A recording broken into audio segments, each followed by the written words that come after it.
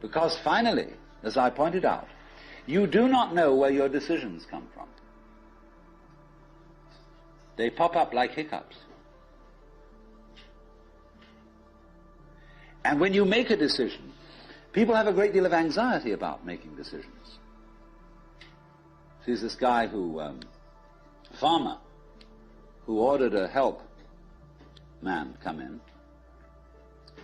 and found he was an extraordinarily efficient worker, because the first day he put him on sawing logs. And he sawed more logs than anybody had ever sawed. It was fantastic. But it was all done in one day. So the next day he put him on to mending fences. And there were all kinds of broken fences around the farm, and in one day he had the whole thing done. So he thought, what am I going to do with this guy? So he took him down into a basement and said, look, here are all the potatoes that have come in from this harvest. And I want you to sort them into 3 groups. Those that we sell, those that we use for seeding, and those that we throw away. So he left him at that. At the end of the day, the laborer came back and said, well, that's enough, mister. I quit. Oh, he said, you can't quit. I've never had such an excellent worker. I'll raise your salary. I'll do anything to keep you around here. I said, no.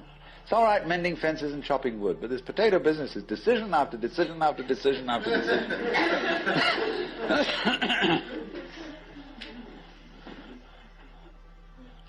So when we decide, we're always worrying, did I think this over long enough? Did I take enough data into consideration? And if you think it through, you find you never could take enough data into consideration. The data for a decision in any given situation is infinite.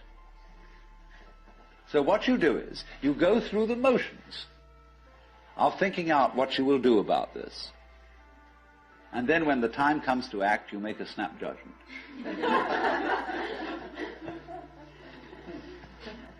I mean, I'm speaking a little extremely, making some fun of it and so on, because after all, we do occasionally get the vague outlines of things and make a right decision on rational grounds.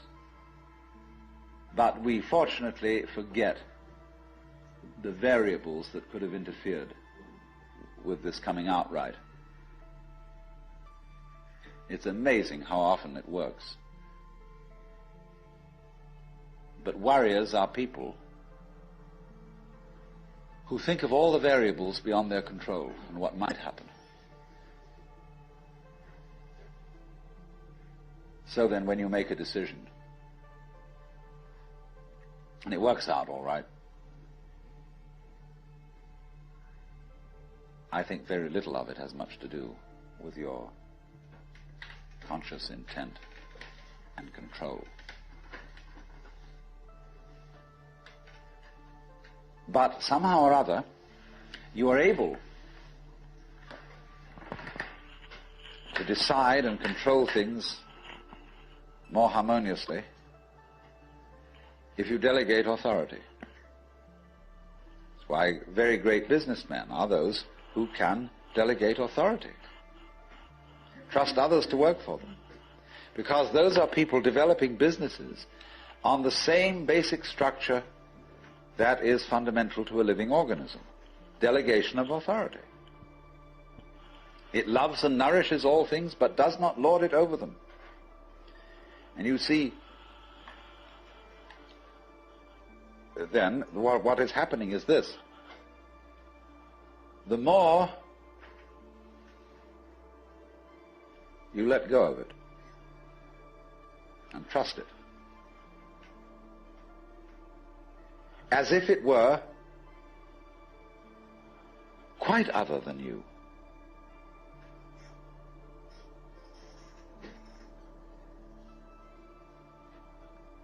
the more you realize the inseparable identity of self and other.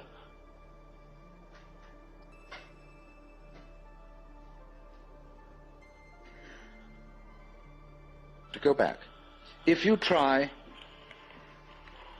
to find the identity of self and other by subjecting other to self, no go. If, on the other hand, you find it through giving self, that is control, over to other, and trusting that, you may make a mistake. You may make a bad gamble. But in the long run, you're acting on a principle which has the backing of evolution.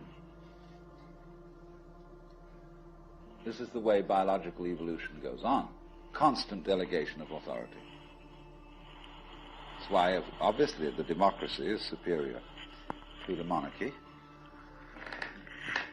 It was de Tocqueville who said that democracy is always right, but for the wrong reasons. Because there is operating in a democracy the principle that Buckminster Fuller calls synergy. And synergy is the intelligence of a highly complex system, the nature of which is always unknown to the individual members.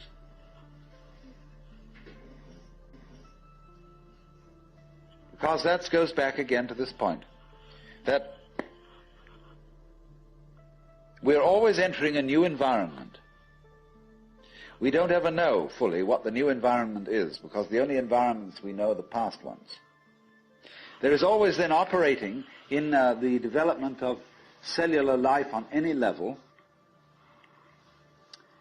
a new way of organization, higher than any existing form, and we're not aware of it until after it's happened. If you ever saw, for example, the film Kon-Tiki, this man figured out a few things as to how to make a balsa wood raft to sail from South America to the Pacific Islands. But once he had set this in motion, he discovered that all sorts of unexpected factors cooperated with him.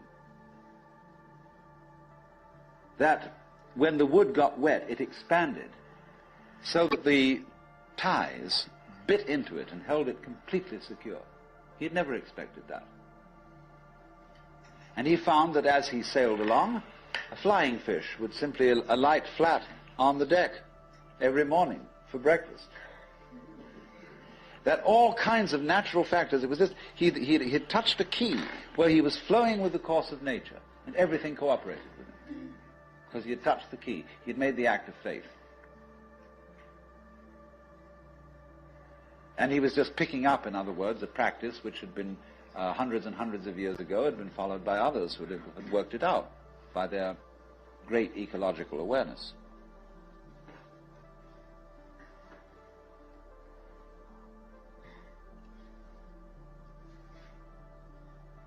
So we do come out of this way of thinking to something which has, I would say, the most enormously creative and revolutionary social consequences.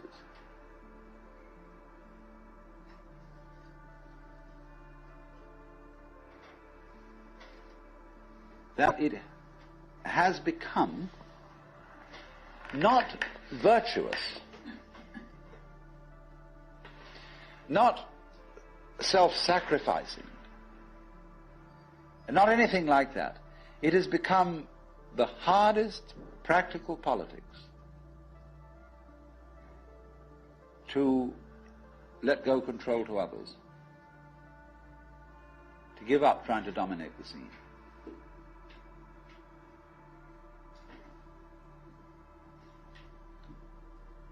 Also, in a parallel way, it has become at this time in our history very much hard practical politics.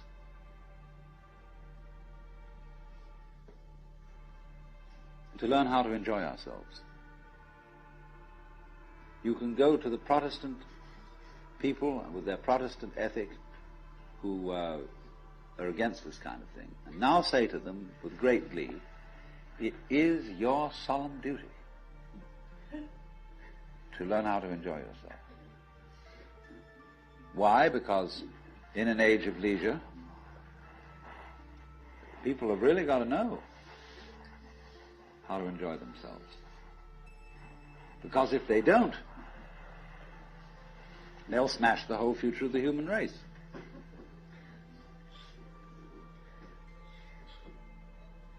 So a utopia has become not some sort of a dream, but an urgent necessity. We can't do without it. Because if we try to do without it, what's going to happen is that we are going to terminate our race in a mutual massacre of scapegoats.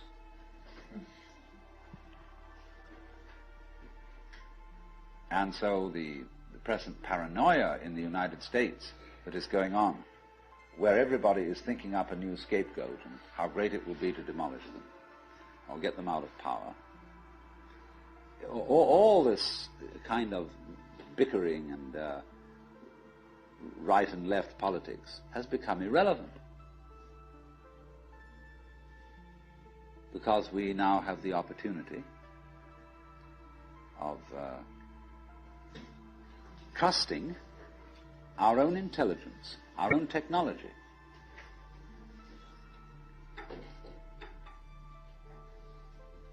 To take the risk of doing what we want, which will work to the extent that we realize that what I want, basically, what I really want is what you want.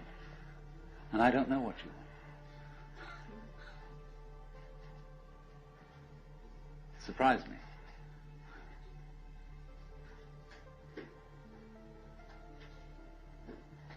But that's the kinship between I and thou. So when I ask, I go right down to the question, should we start with, what do I want? The answer is, I don't know. When Bodhidharma was asked, who are you, which is another form of the same question, he said, I don't know, planting flowers to which the butterflies come. Bodhidharma says, I know not. I don't know what I want. Well, when you don't know what you want, you've reached the state of desirelessness.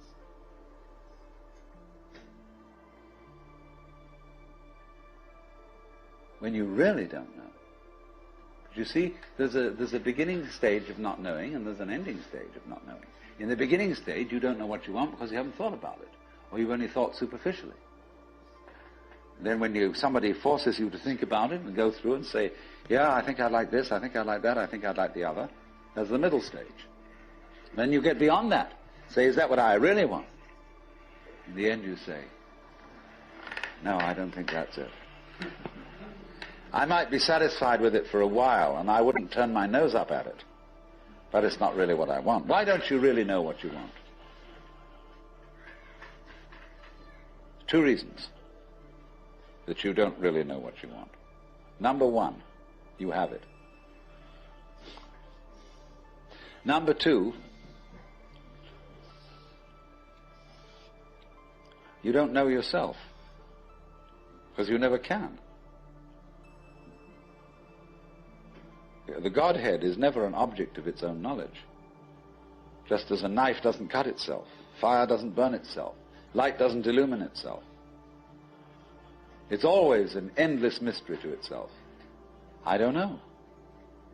And this I don't know, uttered in the infinite interior of the spirit,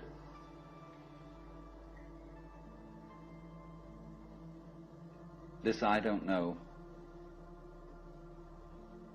is the same thing as I love, I let go, I don't try to force or control.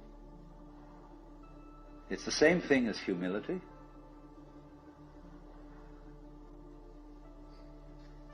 And so the Upanishads say,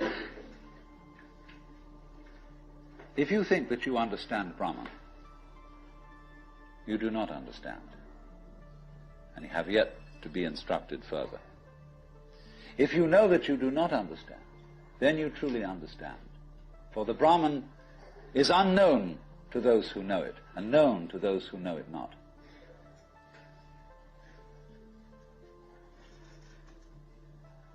And the principle is that any time you, as it were, voluntarily let up control, in other words, cease to cling to yourself, you have an access of power. Because you're wasting energy all the time in self-defense.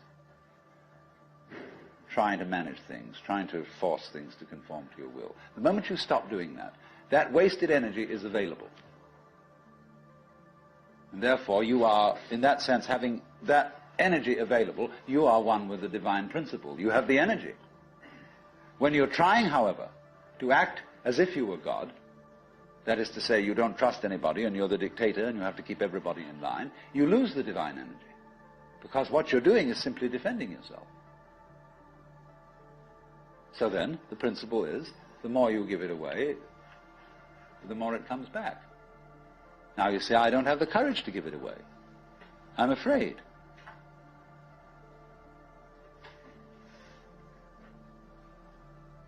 And you can only overcome that by realizing you better give it away because there's no way of holding on to it. The meaning of the fact, you see, that everything is dissolving constantly, that we're all falling apart, we're all in a process of constant death, and that the world we hope men set their hearts upon turns ashes, or it prospers, and like snow upon the desert's dusty face, lighting a little hour or two is gone. You know, all that Omar Khayyam jazz. You know, the cloud-capped towers, the gorgeous palaces, the great globe itself, I, all which it inherits, shall dissolve, and like this insubstantial pageant faded, leave not a rack behind. All falling apart. Everything is. That's the great assistance to you. See, that fact that everything is in decay is your helper. That is allowing you that you don't have to let go because there's nothing to hold on to. It's achieved for you, in other words, by the process of nature. So once you see that you just don't have a prayer, and it's all washed up, and that you will vanish and leave not a rack behind, and you really get with that, suddenly you find you have the power, this enormous access of energy. But it's not power that came to you because you grabbed it. It came in entirely the opposite way. And power that comes to you in that opposite way is power with which you can be trusted. Of course, what we've been talking about is not so much a set of ideas as an experience, or shall we say experiencing. And this kind of seminar, in comparison with encounter groups or workshops of various kinds,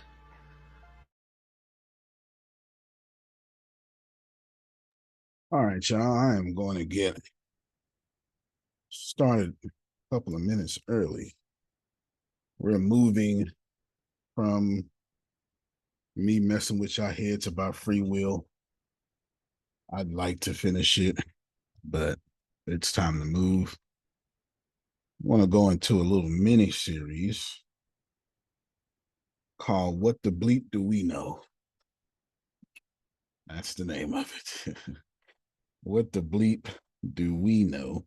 Antonio, you're not going to do this to me while I'm drinking my water and I almost spit my water. Good Lord. Pretty, yes. What and he put the glasses on, so we about to get punched in the face. Probably so.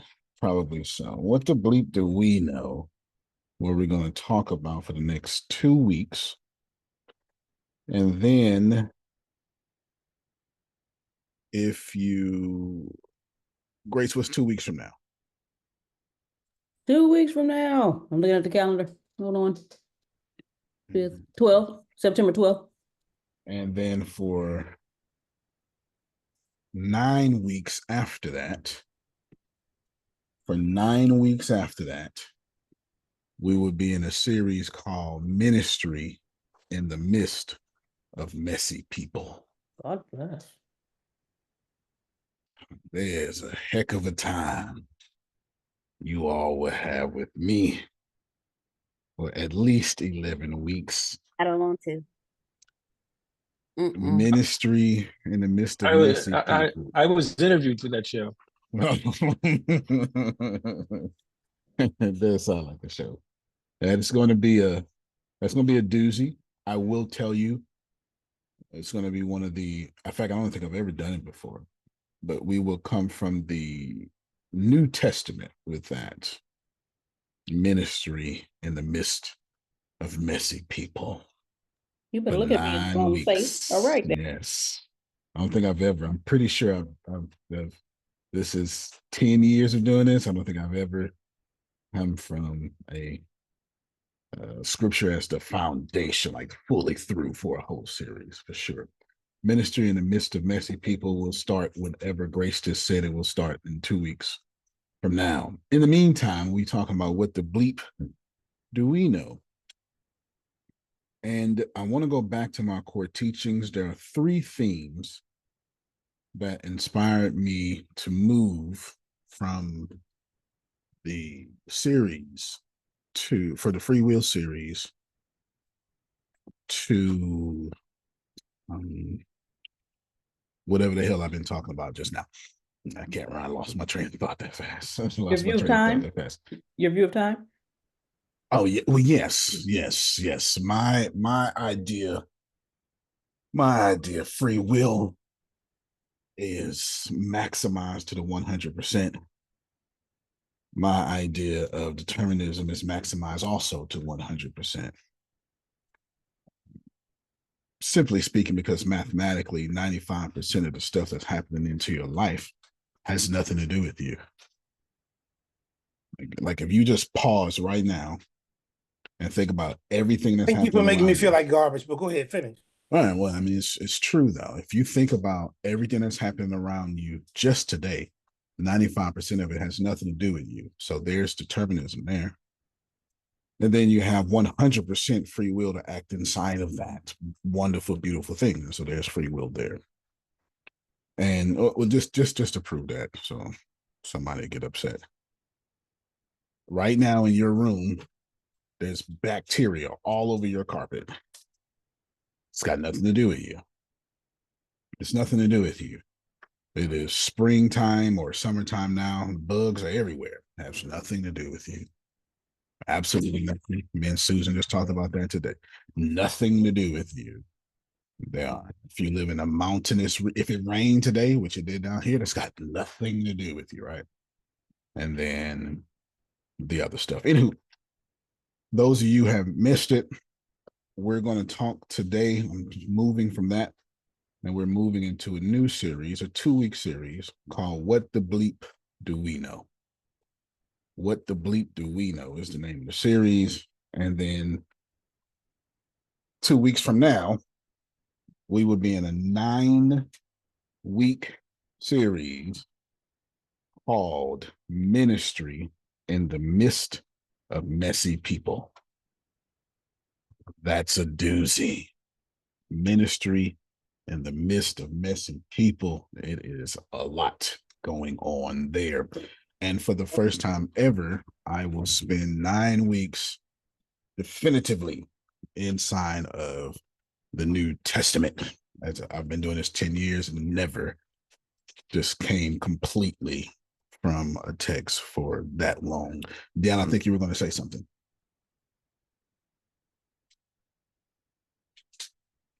So, sorry, I was saying when you were talking about ministry amongst messy people, Way to have it. I don't want to. That's a proper response. It's a very proper response. I don't like people. Now you want me to learn how to minister amongst the messy ones? I don't want to. Well, the theme of that series will be you cannot have ministry unless you're amongst messy people. So I can't just be in the confines and the safety and the solitude of my own 4 walls and not have to deal with people? Is that what you're telling me? I mean, well, you can actually. There's a whole people group for that in biblical times called the Essenes. And John the Baptizer was one of them. So you can. Oh, and I can do that and still do proper ministry. We have that right now called monks. Oh, okay. I'm going to become a monk. You can. I don't know how effective you'll be, but you can. But monks are quite effective. It's not up to me to say who is and who's not. It's not up to me. Oh, So just put a good yes. question in the chat. Yeah, okay, I'll scroll down a little bit. I said, this who defines messy? Me?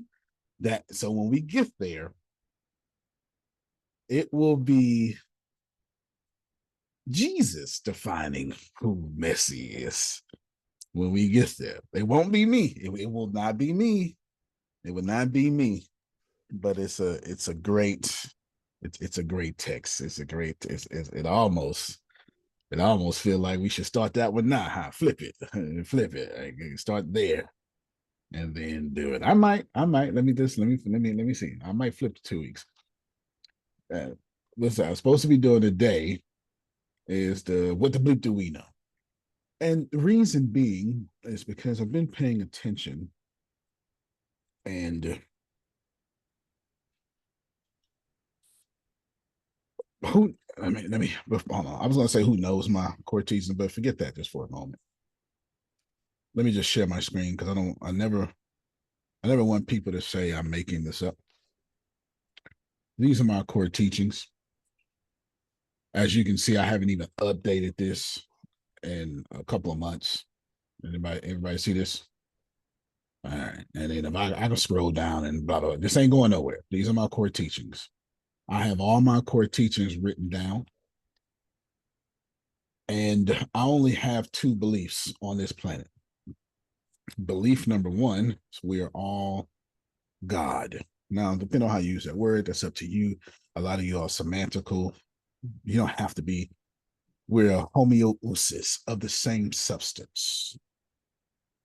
And we are of the same substance. Some of y'all don't like that either. We are made in his image. However you want to slice that. All right. I got a few more. However you want to do that. We are all the same. You are of this God substance. Your mama just told me to call you Damali. To prove that whatever you do unto the least of these, you do unto the least of these, my brothers, right? Whatever you did to Jerome, you did to me. Not to the other Jerome, you did it to me, way up there, me. Yeah, no, that's okay. It's my number 1 belief. My number 2 belief is because of that, we're all connected. This is why you can pretty much say whatever you want to me, and I don't have a disagreement or a correction. I'll do it again. My entire life being is on 2 principles. We are all God, and we're all connected. So anything else for me is non-essential. And you do not go to war over non-essentials. Keep walking with me. I'm setting something up. So I do a pretty good job of listening to people because I don't have all those principles stopping me from listening to people. The less you have, the more you can listen. Now, of course, you got to stand on something. I just rather stand on there is no Susan. Susan is other Antonio.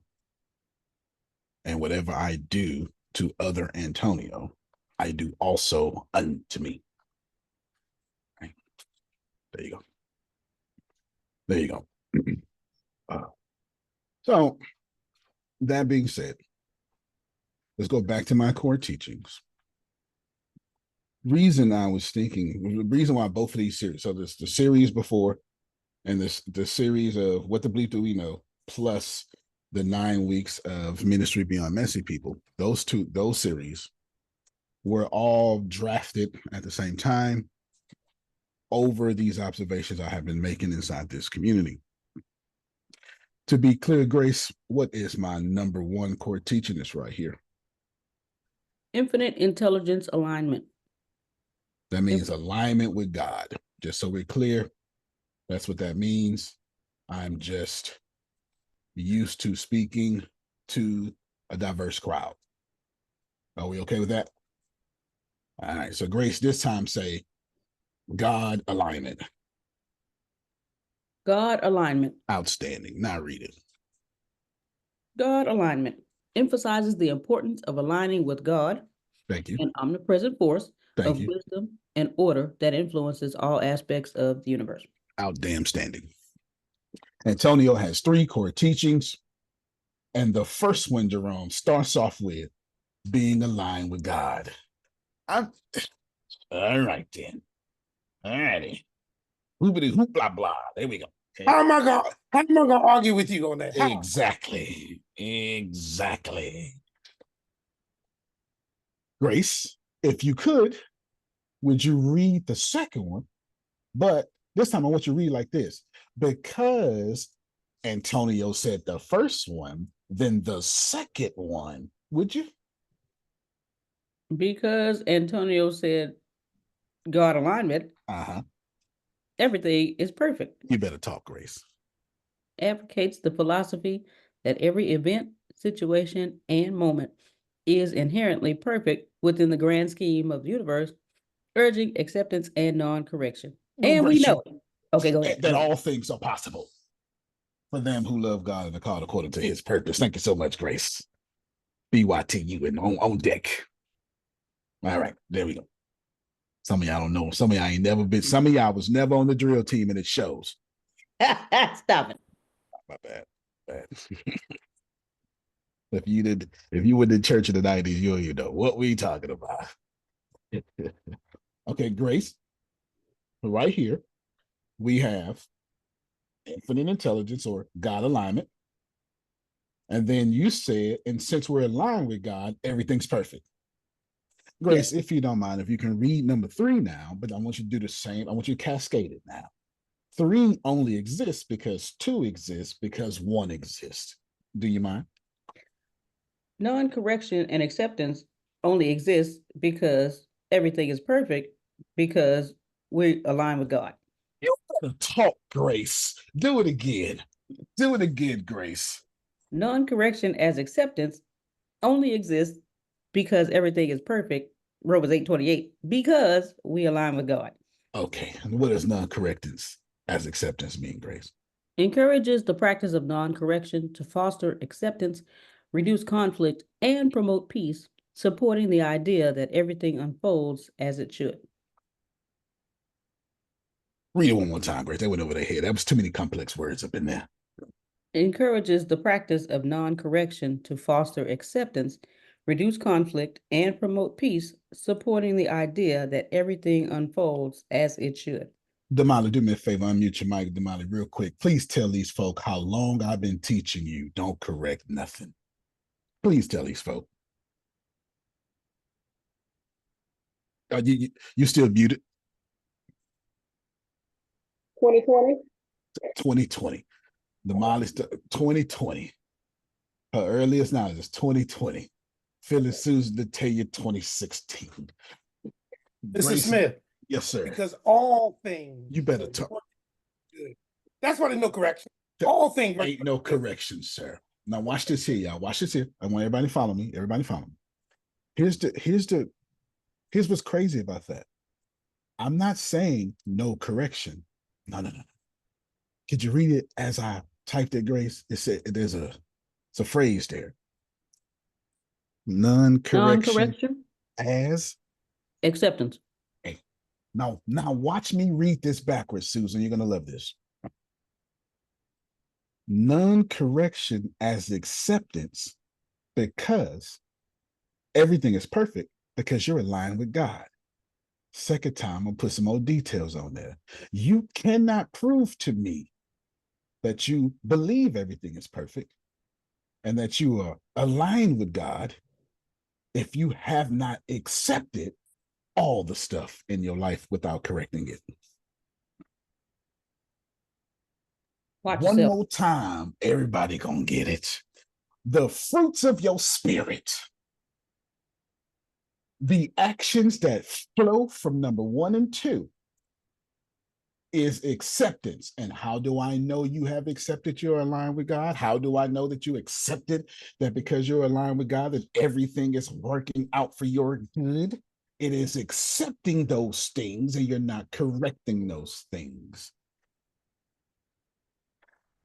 And all my teachings all my teachings, all of them, are based on this. And every time you heard me doing free will and determinism, it was only these three things. Now, remember your auto suggestion, you didn't hear anything else. You only heard whatever you wanted to hear, right? Because that's what you're trying to do. If you've been around longer than that, everything you've ever heard me say comes back to these three things. Now, Jerome, watch this here. I only got two things I stand on, Jerome. We're all God and we're all connected. And from those two things flows be in alignment with God, because everything is perfect, and show grace that by not correcting. Stop the screen for a moment. I'm not done. Stop the screen for a moment.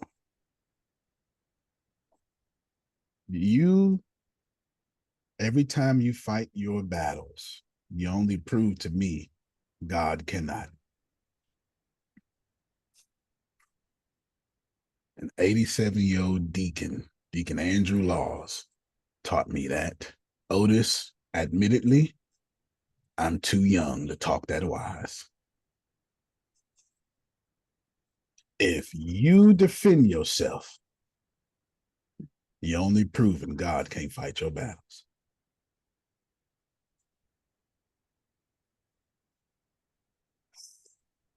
Grace, am I doing all right?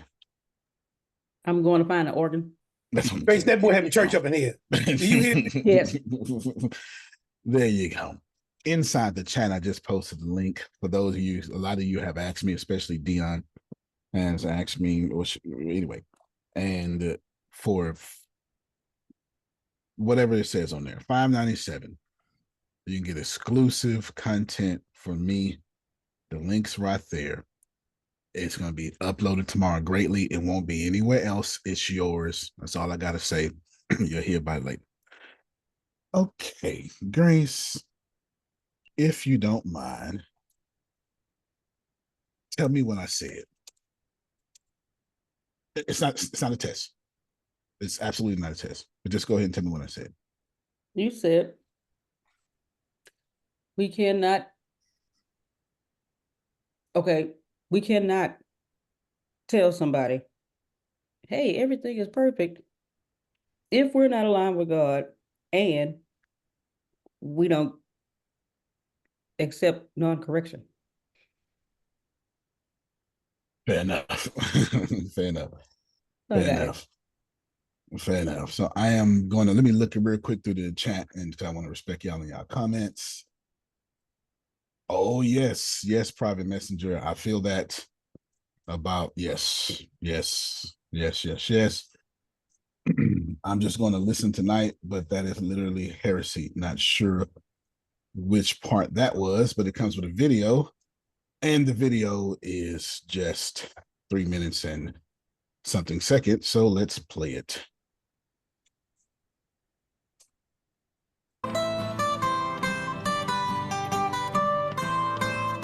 Okay, Patrick, tell us a bit more about this Trinity thing. Yeah, Patrick, tell us. But remember that we're simple people without your video. fancy You don't have to education play and it. I books thought and you knew learning, about that and we're video. hearing It's about famous. all of this. Oh, okay. No, but well, it looks funny. So we're gonna watch it anyway. It's funny. For the first time. So try to keep it simple. Okay, Patrick? Yeah, real simple, Patrick. Sure, there are three persons of the Trinity, the Father, the Son, and the Holy Spirit, yet there is only one God. Don't get what you're saying here, Patrick. Not picking up what you're laying down here, Patrick. Could you use an analogy, Patrick? Sure, the Trinity is like water, and how you can find water in three different forms: liquid and ice and vapor. That's modalism, Patrick! What? Modalism, an ancient heresy confessed by teachers such as Noetus and Sabellus. Hold on. Okay, y'all not gonna get this, but I didn't mean to stop the video. There's some scholar words in here, so hold on. But I think he just did a good job explaining it. Ice and vapor. That's modalism, Patrick! What? Modalism, an ancient heresy confessed by teachers such as Noetus and Sibelius, which espouses that God is not three distinct persons, but that he merely reveals himself in three different forms. This heresy was clearly condemned in Canon 1 at the First Council of Constantinople in 381 AD, and those who confess it cannot rightly be considered a part of the Church Catholic. Come on, Patrick! Yeah, get it together, Patrick! Okay, then the Trinity is like the sun in the sky, where you have the star and the light and the heat. Oh, Patrick. Come on, Patrick. That's Arianism, Patrick. Arianism? Yes, Arianism, Patrick. A theology which states that Christ and the Holy Spirit are creations of the Father and not one in nature with him. Exactly like how heat and light are not the star itself, but are merely creations of the star. That's a bad analogy, Patrick. You're the worst, Patrick. All right, sorry. The Trinity is like this three-leaf clover here. I'm gonna stop you right there, Patrick. Yeah, hold your horses, Patrick. You're about to confess partialism. Partialism? Yes, partialism, a heresy which asserts This that the is Father, funny Son, and to- Holy to Spirit are Scott. not It distinct really is persons funny. of the Godhead, but are different parts of God, each composing 1/3 of the divine. And who confesses the heresy of partialism? The first season of the cartoon program Voltron, where 5 robot lion cars merge together to form one giant robot samurai, obviously. I've never heard of Voltron. Of course you haven't. It's not going to exist for another 1,500 years now, Patrick. Yeah, get with the program, Patrick. I mean, really, Patrick. I'm going to stab you in the face, Patrick. Okay, that was probably a bit much. Probably All right, so. I'll try again. The Trinity is like how the same man can be a husband and a father and an employer. Modalism again. All right, then it's like the 3 layers of an apple. Partialism revisited. Fine, the Trinity is a mystery which cannot be comprehended by human reason, but is understood only through faith and is best confessed in the words of the Athanasian Creed, which states that we worship one God in Trinity and Trinity in unity, neither confusing the persons nor dividing the substance, that we are compelled by the Christian truth to confess that each distinct person is God and Lord, and that the deity of the Father, the Son, and the Holy Spirit is one, equal in glory, co-equal in majesty. Well, why didn't you just say that, Patrick? Yeah, Patrick. Now let's all put on some giant green foam hats, get riotously drunk, and vomit in the Chicago River to celebrate our conversion. That indeed was very hilarious. There's no doubt about it. That indeed was very hilarious. There's no doubt. It's a bunch of. If I didn't go to HCU now, I wouldn't get half of that. But they did a good job explaining it, though, for sure. They did a good job explaining it. That is super funny. There's a great book by Scott McKnight, Scott with 1 T, called The King Jesus Gospel. That it's just it's probably the greatest book that I've ever read, dissecting what the gospel is and also how we got to a salvational gospel that we have today. And it's incredible. And basically he says in the book that if you can explain the gospel in a few sentences or a few words like death, burial, and resurrection, then you're not talking about the gospel. It's a lot. That's not his premise. That's not his whole premise, but it's a really good thing he says in there. It takes a long time to explain the gospel. A very long time. And not sure what the heresy was. I probably didn't have much time to explain something, but I'll keep moving. But that was super duper funny. That is for sure. I have a question for you now, and I'll need as much participation as possible. Do you want what the bleep do we know? Or do you want ministry beyond messy people? I'll leave it up to you. I think what the bleep do we know, because it'll clear our minds for ministry with messy people. Because Cannot confirm or deny. If you understand the crap that you don't know, then you'll be more patient per se in your ministry when you're dealing with ministry and messy people. That's just my perspective. I shall hold my comment for now. Otis?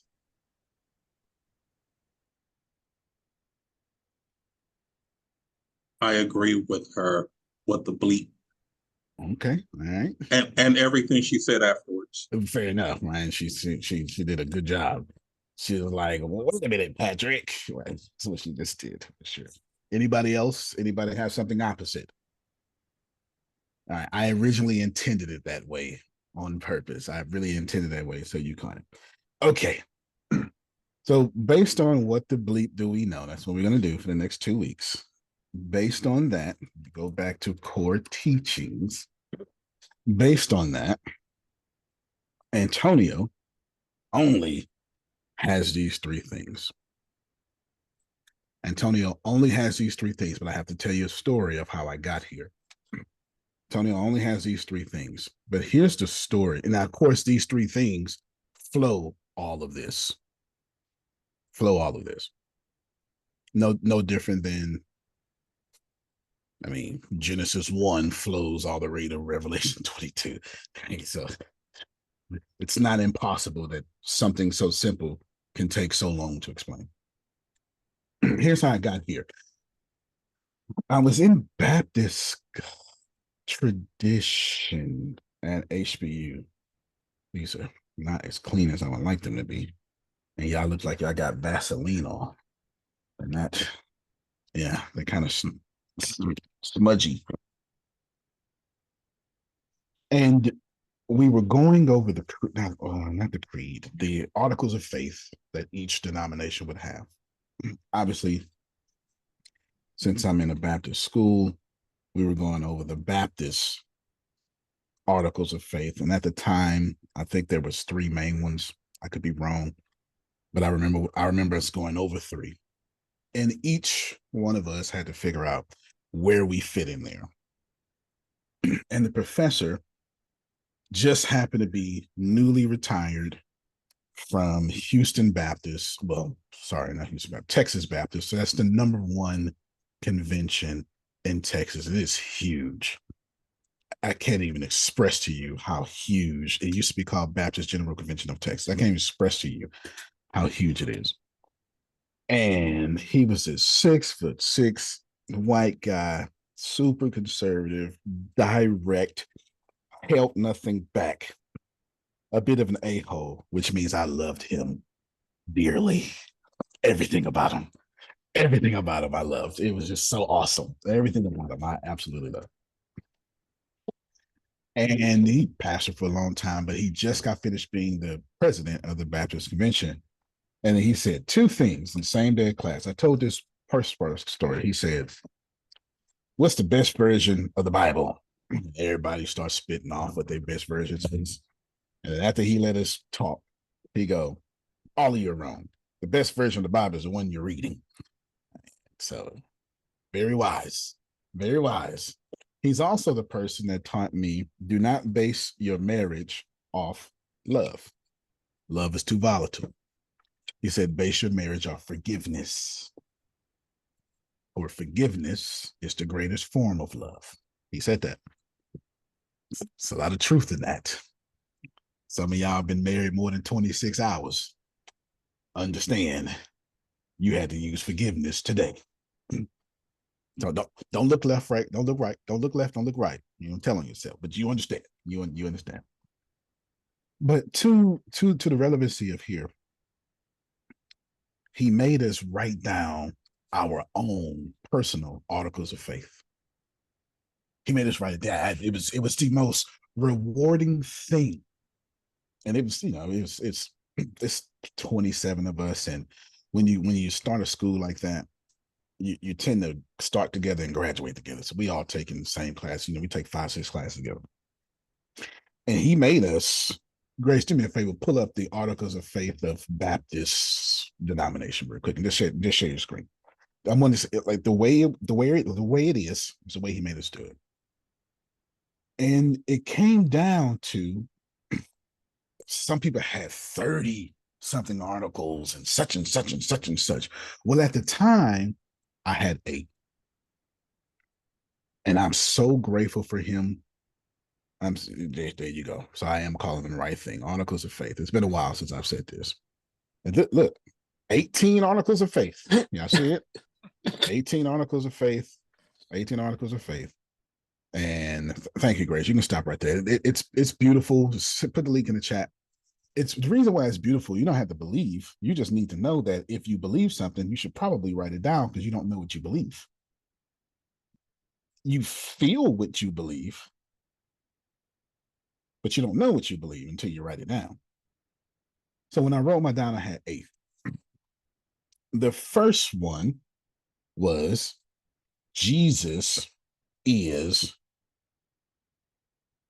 what was it?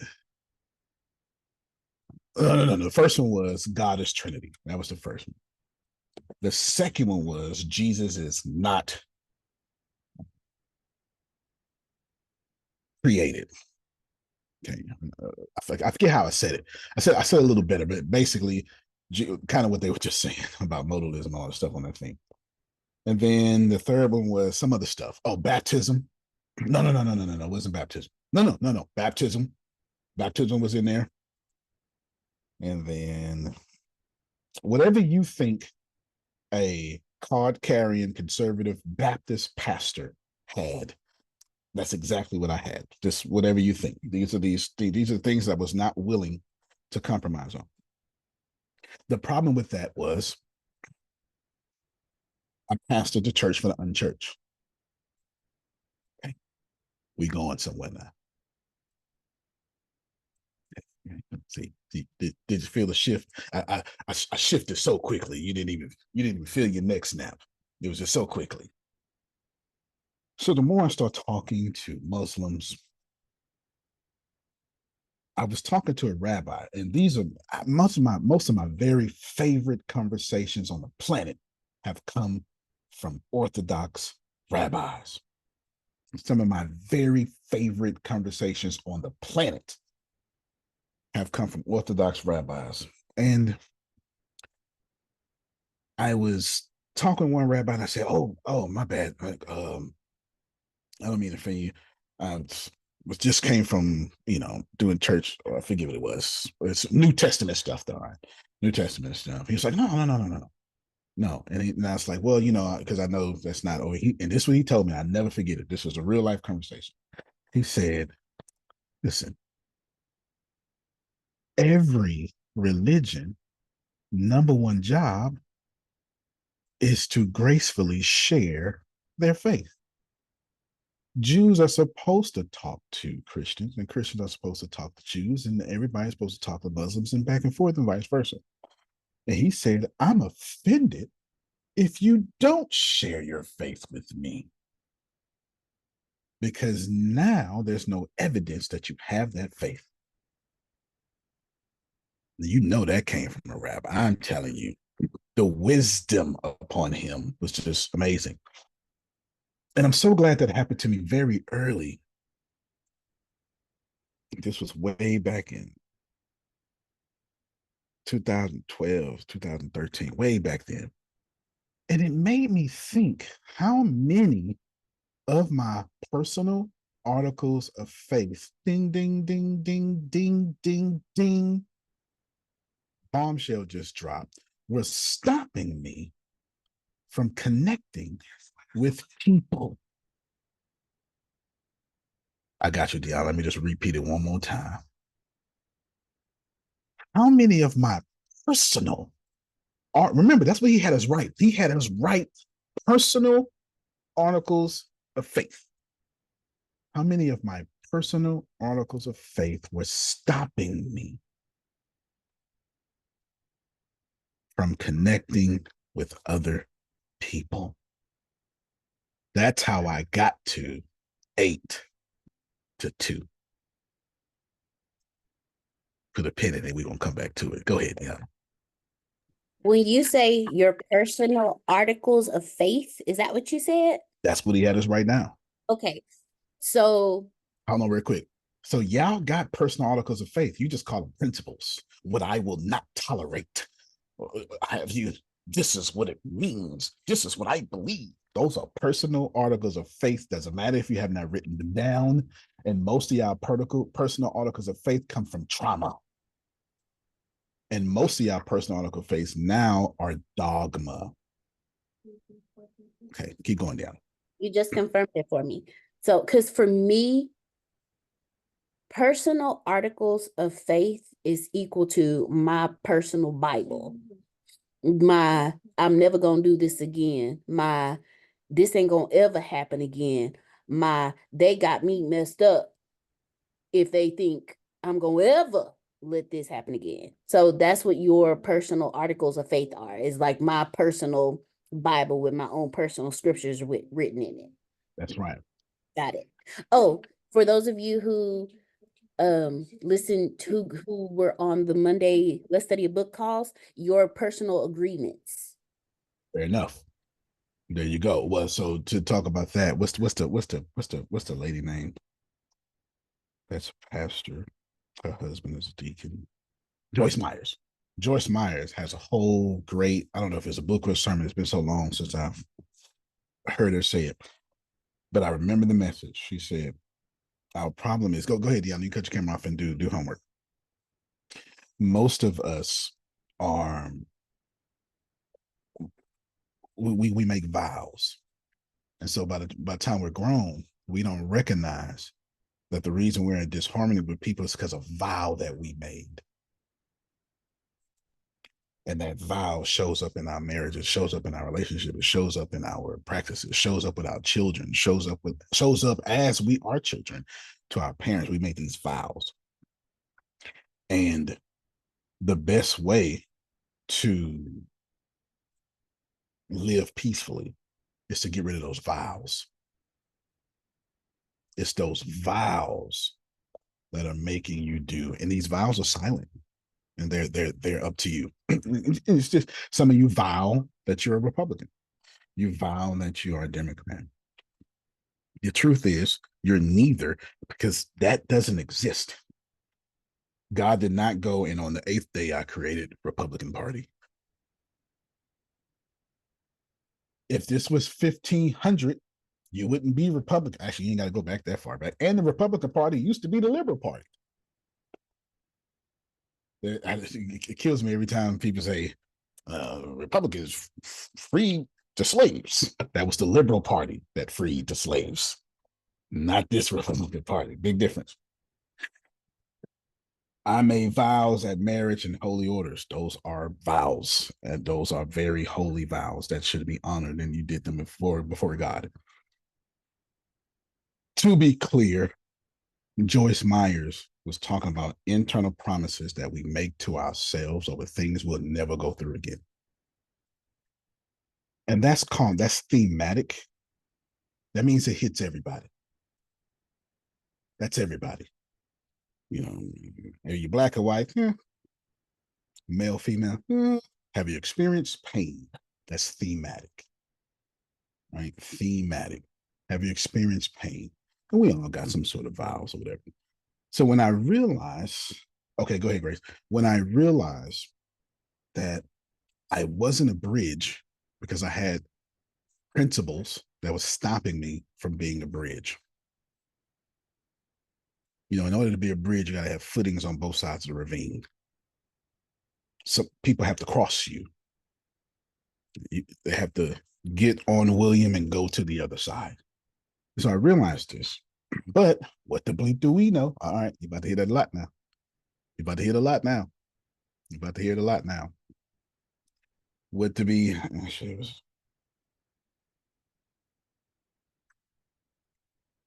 Okay, private messenger, that is 100%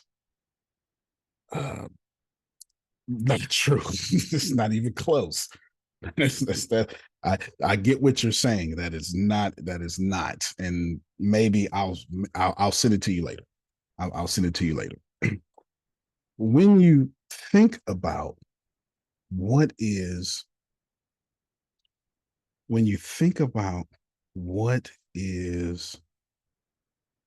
your personal agreements, okay? Ask yourself how much of your personal agreements are stopping you from moving forward. How much of them are stopping you from letting go of your trauma? How much of them are stopping you from being in harmony with your sister? But what the bleep do we know? You're going to hear that a lot. It's going to hit over like 200 times. You're going to hit it over 200 times. So, Deanna, it made me wonder So I went, and the best I could at that time was I went searched the truth. Now, here's the crazy thing about me. And I wrote this down Sunday. I was listening to this extremely well done talk by Dr. Ferris. It was, it was, it was, it was freaking fantastic. I'm listening to it, and he's talking about scientism. And it's the second Wait a week. minute, wait a minute, Mrs. Smith, Mrs. Smith. Uh-huh. Did you read the chat? No, Read the chat, Mrs. Smith. don't put me in this. I'm an innocent bystander. I have no idea what I said. Because you called my name before you started talking. I'm like, wait, don't put me in this. I'm Oh, in this. I'm just well, don't do that. I'm being positive. I am. I know. Oh, okay. Like I'm super being You don't know. positive. You Like, talking about your personal scriptures that you wrote. oh no. No. Don't put me in this. I'm listen. Don't put me in this. No. I was listening to some. Dr. Ferris was talking about. I wrote other thoughts, but I'm gonna scroll down to the bottom so y'all don't see them. I hit enter so you don't see them. But I made some observations. He was talking about scientism. It was beautiful, and I mean that with all sincerity. And I remember him talking about it. It's like the third time he's done it. I remember this is like every Sunday, and I remember talking about it 2 weeks before. Fantastic. But this week, I thought rather this is a great, well done argument that it's just well done. Like I had nothing. I had nothing. I had nothing. And then I got to thinking about me when we moved on to Plato. And I got to thinking, I said to myself, now, why do I like that argument so much? And of course, there's things I know about me that, Otis, I know me. I've been with me 43 years. I ain't never not known me. Now, two different ways to know, some of you are you, but you don't know you. But that's a different story. In my particular case, I have no trauma, have no childhood trauma, super ascended. I know me. And the first thing I wrote these observations down. So the first thing I went, oh, well, I just like when people make an argument without feelings. I like that. I like when someone makes an argument and then, to the best of their ability, supports that with as much facts as they possibly can. What I don't respect much, but I don't say nothing, is when people try to diminish an entire school of thought just so they can have their argument. That I find grossly irresponsible. It happened in chat last week, but I didn't say anything. But I find that grossly irresponsible. I find it grossly irresponsible because you don't like philosophy. That you say, philosophy is stupid and this is true. You can't kill a whole school of thought because you want to keep your weak argument. You just can't do that. You can't do that. So I liked Dr. Ferris did a great job. I loved it. Loved every bit of it. So I made some observations about me, but before I share my screen, I wish I didn't hit enter because I want you to see it from last week, but I hit enter. Let me show you why I hit enter. I hit enter because I wrote additional thoughts right here, but I didn't want you to see those. Okay, I'm gonna do it real quick. Right there, but I didn't want you to see those because that's gonna start a fire that I don't want to light up. I don't want to light that fire up. So I got to myself thinking, okay, what else about me likes that argument? And I was like, well, I agree. I don't like scientism. Based on what Dr. Ferris is saying and what I know about scientism, I don't like it. I don't like anyone that thinks that their school of thought is the right thought. I don't. And that's the basis behind scientism. However, I ask myself why I don't like it and why I don't say nothing about it. I say, well, I don't like it because infinity is too big. So I check my motives, making sure, right? Or God is too big. How do you want to do it? Make sure my motives are correct. And I say to myself, okay, that makes sense. And then I ask myself, okay, then so what does that mean about you? I wrote all these thoughts down. What does that mean about you? You as in me. But I said to myself, well, it's while I'm very good at science, that's not who I am. I'm more of an engineer in science, but I'm also a scientist. I'm also a theologian. I'm also a philosopher. I'm also a black man. I'm also a dude from the hood. I'm a lot. If anything, I'm a polymath or a Renaissance man. I do a lot of things at a genius level in different schools of thoughts. I do. I do. My Myers-Briggs personality test says it. I'm an INTJA, if you want to look it up. I do. I use both hemispheres of my brain. I speak multiple languages. I am a mathematician and a hell of a poet. If you never heard me do poetry, look it up. I'm a great poet. These two things shouldn't coexist. Shouldn't coexist. But what the bleep do we know, though? So this is what I wrote down. This time I'm going to share these thoughts. I'm going to share my notes now.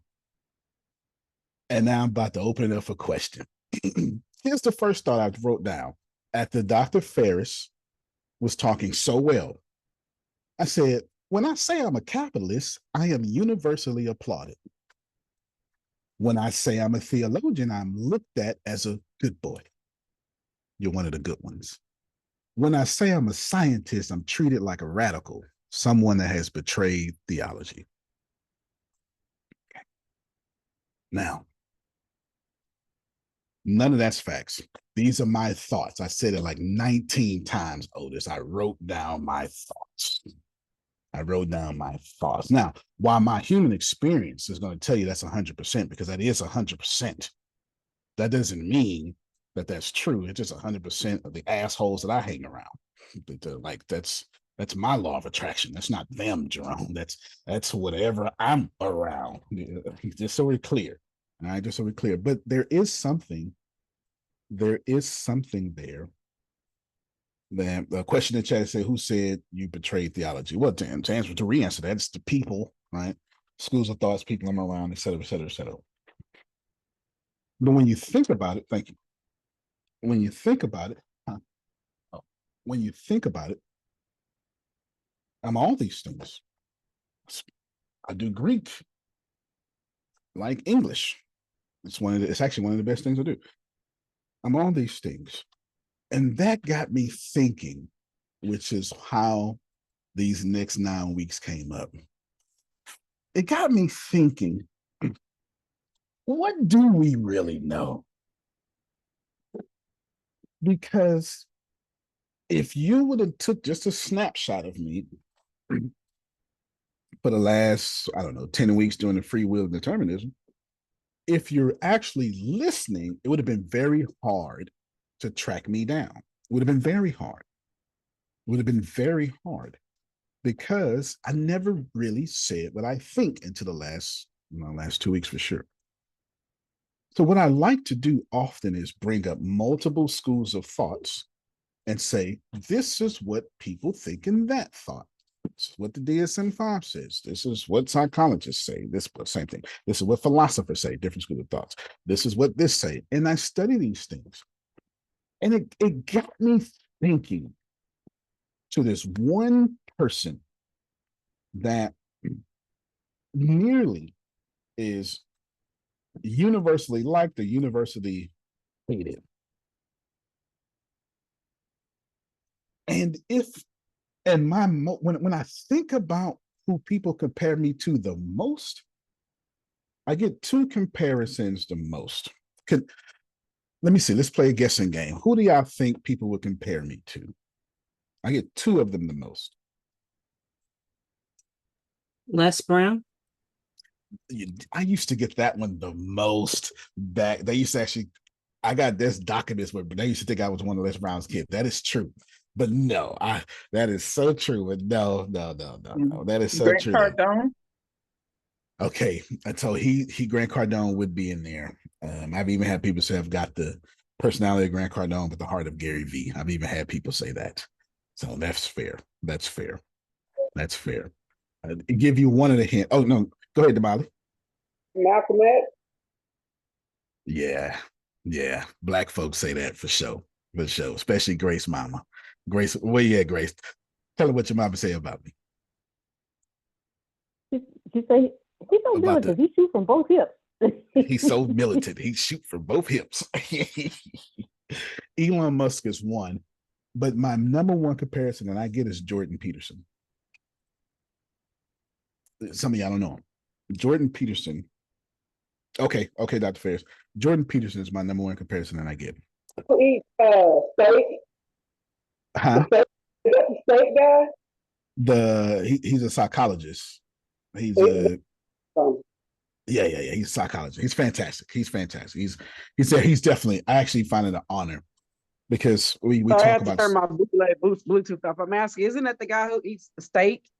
Like he eats only like steak once a day or something like that? He probably do. Anyway, I'm not even never sure. mind. Yeah, I'm not even sure. But Jordan Peterson's awesome. He's awesome. So it got me thinking, well, what do I know, Otis? So I'm going to ask you a bunch of questions now. You're going to talk, and I'm either going to royally upset you or royally make you go, man, I got to go read. But I will say this, Jerome, you will not know what I think. I won't mess with you. They're just tough questions. Is that fair? I'm going to open up my beer, y'all. It's a LaCroix. It's not beer. It's water with the absence of beer, but in my brain, Susan, it's a beer. Okay, it's a beer. This is actually what I start drinking to stop drinking beer. I don't drink beer. Okay. Antonio. Yes, sir. Ooh, you just saved them, Jerome. Ooh, you just saved them. Ooh, you saved them. Go ahead. Before you just talk, because I'm gonna jump on the samurai right out the gate. Okay. I've been fortunate enough to be on this planet 67 years. I'll be in October, be 68. I've been also fortunate enough to travel all over the world, meet a lot of different people, male, female, different cultures, different folks. Okay. Mm-hmm. You remind me of my last boss at the engineering firm. And I told him this probably 2 years. We were in Louisiana somewhere doing a thing. And we were just, it was a downtime. So we were just talking. And I said to him, I said, you know what you are? And this is you, Antonio. Mm-hmm. I told him, I said, you're an enigma. Yeah. He said, huh? I said, no, not one of them. You're an enigma. It does sound similar to another word. Yes, it does. Yes, it does. But I told him, I've been fortunate enough to meet a lot of people, male or female. I told him, I said, I've never met a man like you, period. Mm-hmm. Antonio, let me tell you something. What you say and what you do is a walking, talking contradiction. Absolutely. I ain't never met nobody like. Absolutely. Why you think I done stuck around this long? Yeah, absolutely. Antonio T. Smith does not exist as far as I'm concerned. Because the Yeah. two don't add up. But guess what?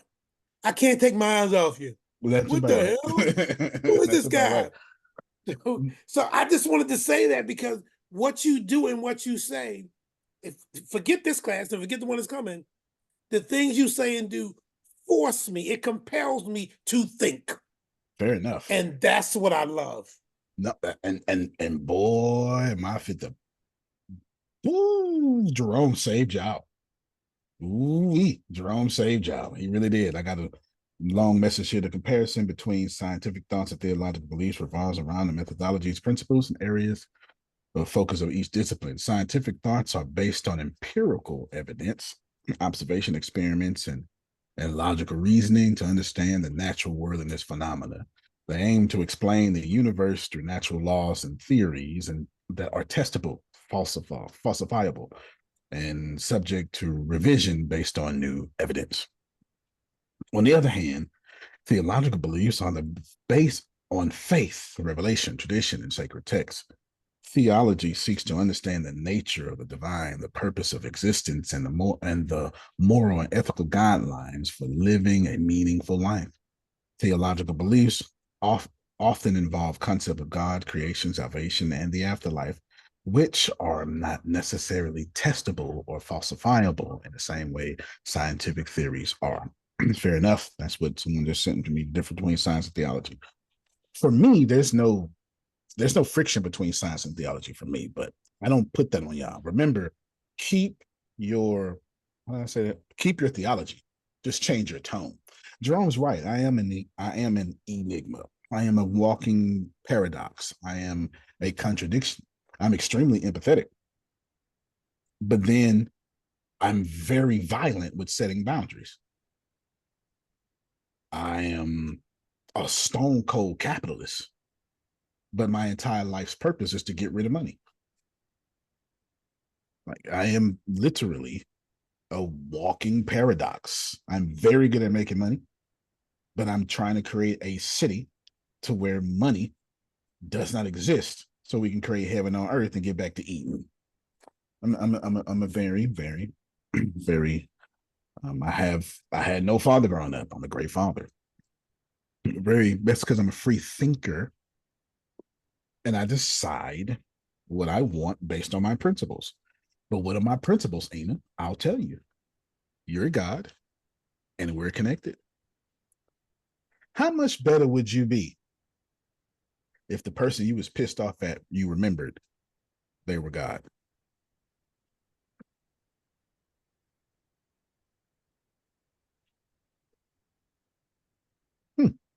How much more would you not be upset with your mother or your father if you realize that they were God and God ain't mad at them? You are. But what the bleep do we know? Susan, I'm about to get started. It's about to be rough. My first question to all of you is, can God die? What the bleep do we know? It's a fair question. Okay, Jerome says no. Can God die? Right? No, it's not a fair question. No, none of these questions I'm about to ask are fair. And I've got 30 of them written down. Oh my God. I came here with the big sword. Okay, the big sword. Otis says no. Can God die? Because did Jesus die, so he can technically die. I don't know, man. No. Don't let my silence correct you. No. Okay, what I'm trying to do with this conversation is I'm just simply asking questions that none of us are going to be able. Let me make this very clear. Name one of us. That's one long word. How you spell name one of us, Grace? It's N-A-M. It's like no spaces. Name one of us. It's a V in there for of. O-V, not O-F. O-V-U-S. Name one of us can answer these questions. Now, here's the deal. We're going to have answers, but we're going to fight about these answers in the afterlife. I am asking unanswerable questions. Is this okay? To prove one thing, Phil, what the bleep do we know?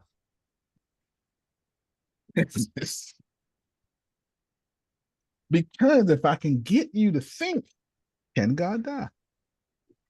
Ebony is right. Jesus died on the cross. Did he? You're pissing me off. I'm gonna That's about right. That's about right. I love it when people say you're pissing me off. I love it.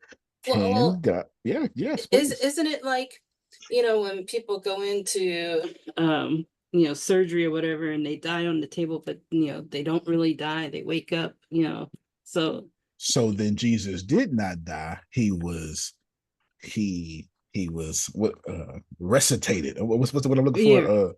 Resuscitated. Resuscitated. Uh-huh. That's not resurrection. Resuscitation is not resurrection. If that's the case, lifeguards believe in lifeguards. So he died here on earth, but rose to. But you can't separate the divinity like that either, though, divinity, humanity, right? No, listen, I'm not trying to trap you. No, I wanted to know your thoughts. But my thoughts. I got in trouble for school when I gave my thoughts about this. They gave me an 85 on a paper, stupid professor. So I got in trouble for this when I brought it up out loud. So I'm not gonna bring up out loud what I think. Because the last time I wrote it down, they took 15 points from me. That's the only 85 I got that I remember. I was very upset with that. Very upset. One of my papers in school was, what is the Muslim view of Jesus? And how does it coincide with Christianity? Fantastic paper. I got 100 on that one. Anyway, in many traditions, somebody put, God is often believed to be eternal and powerful, transcending the limitations of mortality. I'm not going to read however, different religious beliefs for this. Okay, so we don't need that part right there for this, because we're talking about Jesus. But Jesus did die. This is it. I'm not trying to tell you Christians Jesus did not die. That's not what I'm trying to do. I know you got your camera off. You're ignoring me. You hate everything about me. And I'm being facetious. I'm just being facetious. Just being facetious. But hear me out. That's a hard question, huh? And no matter how much you feel, someone can make a counter argument against it. So now I have to ask you, what the bleep do we know? Susan, I agree with you with the Einstein thing. I agree. He's actually one of my muses, so to speak. Yeah, that's why I want you to watch that movie, because I mean it showed him all the way through, and I don't know, if I can't remember the name of it now. I got his book. Well, the book about him. I got the official book about him that I read. All right, so question 0 is, can God die? Grace, here's the next question. Can the universe have purpose if it is infinite? That's a great question. And I'll show you. I'll bring it to Jerome. Jerome has purpose, doesn't he? And Jerome's serious about his life, huh? You know why Jerome is serious about his life? Because he knows he's going to die. And he's getting closer to death than he was yesterday. And that gives him purpose. But if Jerome was not going to die, would he have motivation to have purpose? That's what this question is asking. Does the universe have any purpose if it is infinite? Antonio, can I interject something right there? You got to. 8 years ago, Spirit of the Lord spoke to me about bringing people to the table. Friday last week, I finally brought somebody to the table. But it took me 8 years to bring them to the table. And I told him, young man, 33 years old, I said, let me make something perfectly clear to you. Nothing you did or said kept me from bringing you to this table. It was me who kept you from coming to this table because I wasn't ready. Had nothing to do with you. But then I went on to say, Mr. Smith, hanging around with you, damn it, that I'm not behind. This is exactly where I'm supposed to be. This is exactly where you were supposed to be. And we're going to move forward from here, whatever that outcome is. Because what you, I don't know if you did it last week or if you did it, it hit me. I say, Jerome, if you're going to spend eternity with God, how can you be behind now? Oh yeah, I did that last week. Yeah, I was messing with y'all last week. I just want to interject that there, okay? I just want to say that happened Friday last week. Yep. You've been in my head, boy. I'm glad to hear it, because I didn't like y'all at all. And I told y'all, how can you be behind and you don't control time? Like you done messed up God's plan for you. Like you got that power, Come on now. You ain't got that kind of power. And then when you got power to mess up the plan for your life. All right. Hopefully some of you off camera jump back on. Hopefully if you're off camera, you're cooking and your hands got party meat on it and you don't want to mess up your phone or something. I understand. All right, I understand. Or party greens, because there you go, Susan. I got your back, Susan. I got your back. I got your back. Party greens. Us humans we ain't meant to be carnivores. Excuse me. If you think you're supposed to be a carnivore, then eat the meat raw. Nah. Just because you can do something don't mean you should. Nah. Just because you got teeth and can chop your meat doesn't mean you got the bacteria in your stomach to support carnivorism. There you go. I got your back, Susan. I got you.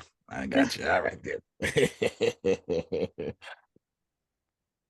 So that's another question there. Here's another one. Is free will an illusion? We already answered that one, so I'm just going to skip right over that, but I wrote it down again.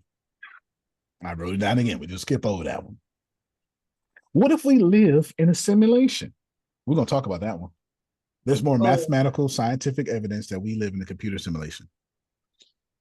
A computer? A computer simulation. How could we live in a computer before computers were even invented? Watch this here. Great question. Let me ask you, Christians, a good question.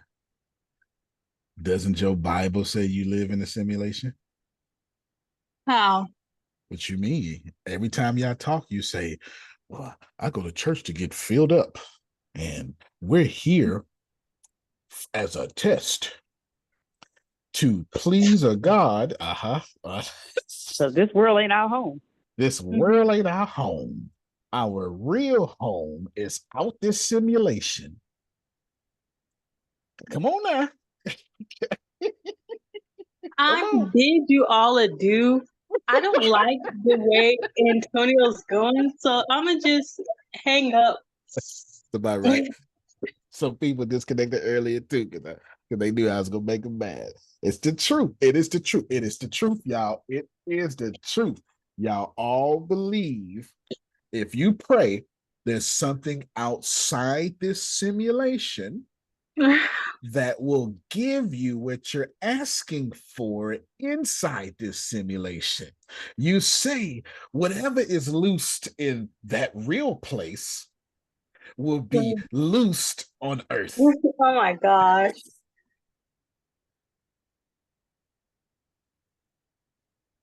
I do not like you right now. I hate you right now. Otis, what the bleep do we know? I told you to go hit it. Renee, I told you was gonna hit this a lot. You lied when you said that you was not going to you're like, yeah, I'm not going to test you guys. You lied. I did. That was a bold, flat-out lie. It was a bold lie. I threw my whole feet. I did. Through my whole feet. I lied. I did. I would throw my shoe at you if I was close. That's it. And here's the deal. If it's not a simulation, then how did Ezekiel just get taken up into the dry bones one night? I mean, how did that happen? How did that happen? Because that's like a video game. That's like fast travel. That's what we call in the video games, Grace. We're in one location, you fast travel to another location. Damali, I ain't messing with their heads, but I promise you. The Mario Brothers portals, when you jump and bounce ahead and go through the portal to another part of the game. See what I'm saying? See? All right. So there's far more evidence that we live in a computer simulation than we do not. Even you stone cold, heaven believing, nirvana believing, whatever you are, believe that this is a simulation and your real world is in the afterlife. You do. You even say things like, we gotta get rid of this body to put on the new body. I swear to God,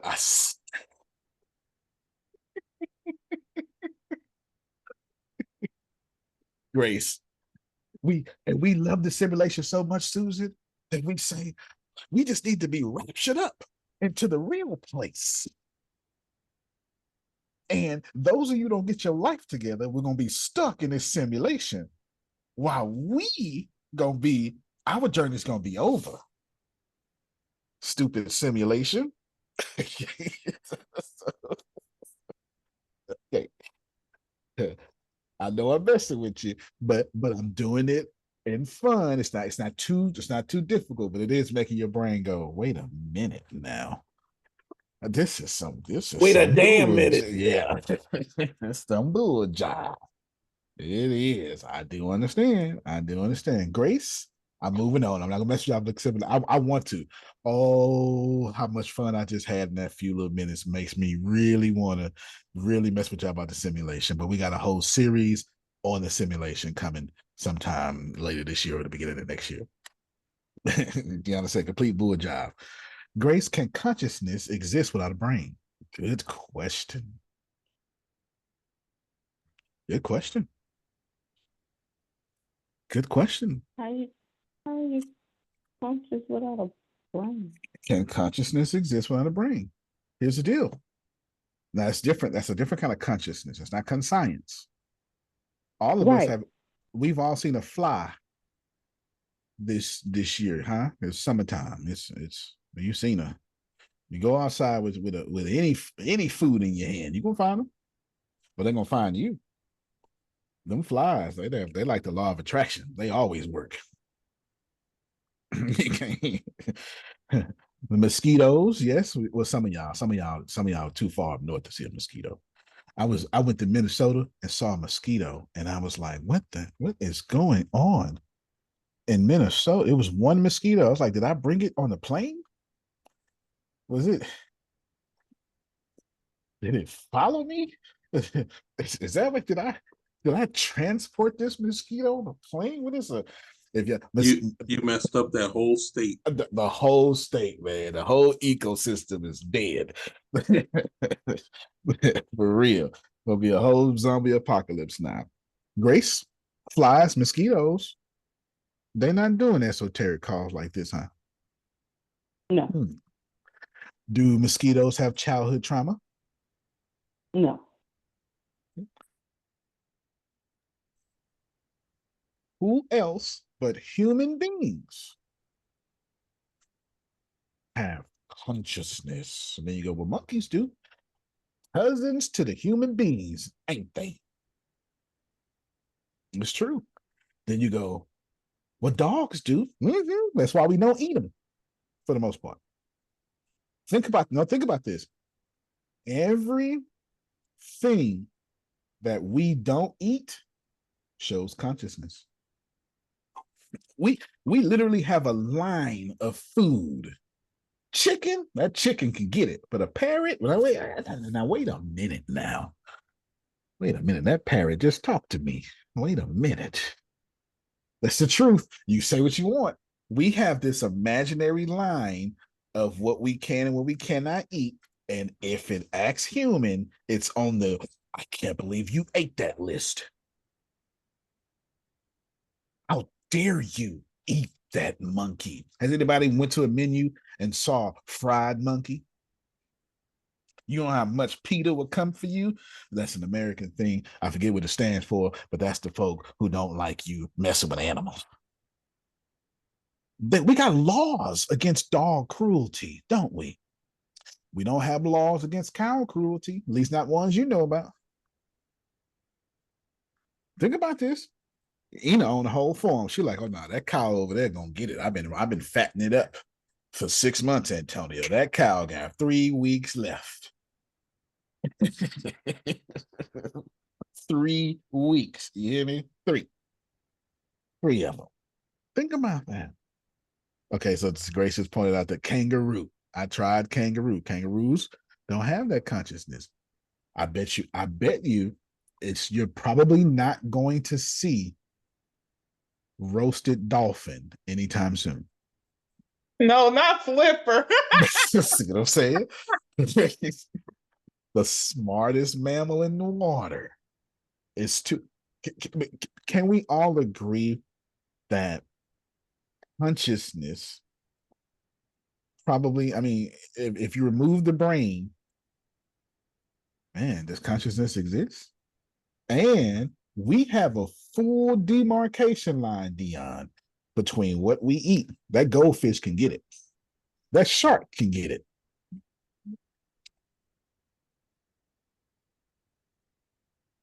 A dolphin, though. And I might be out of line by saying goldfish because that's my daughter's pet. I might have been out of line with that one. You know, because it's not that it's got consciousness.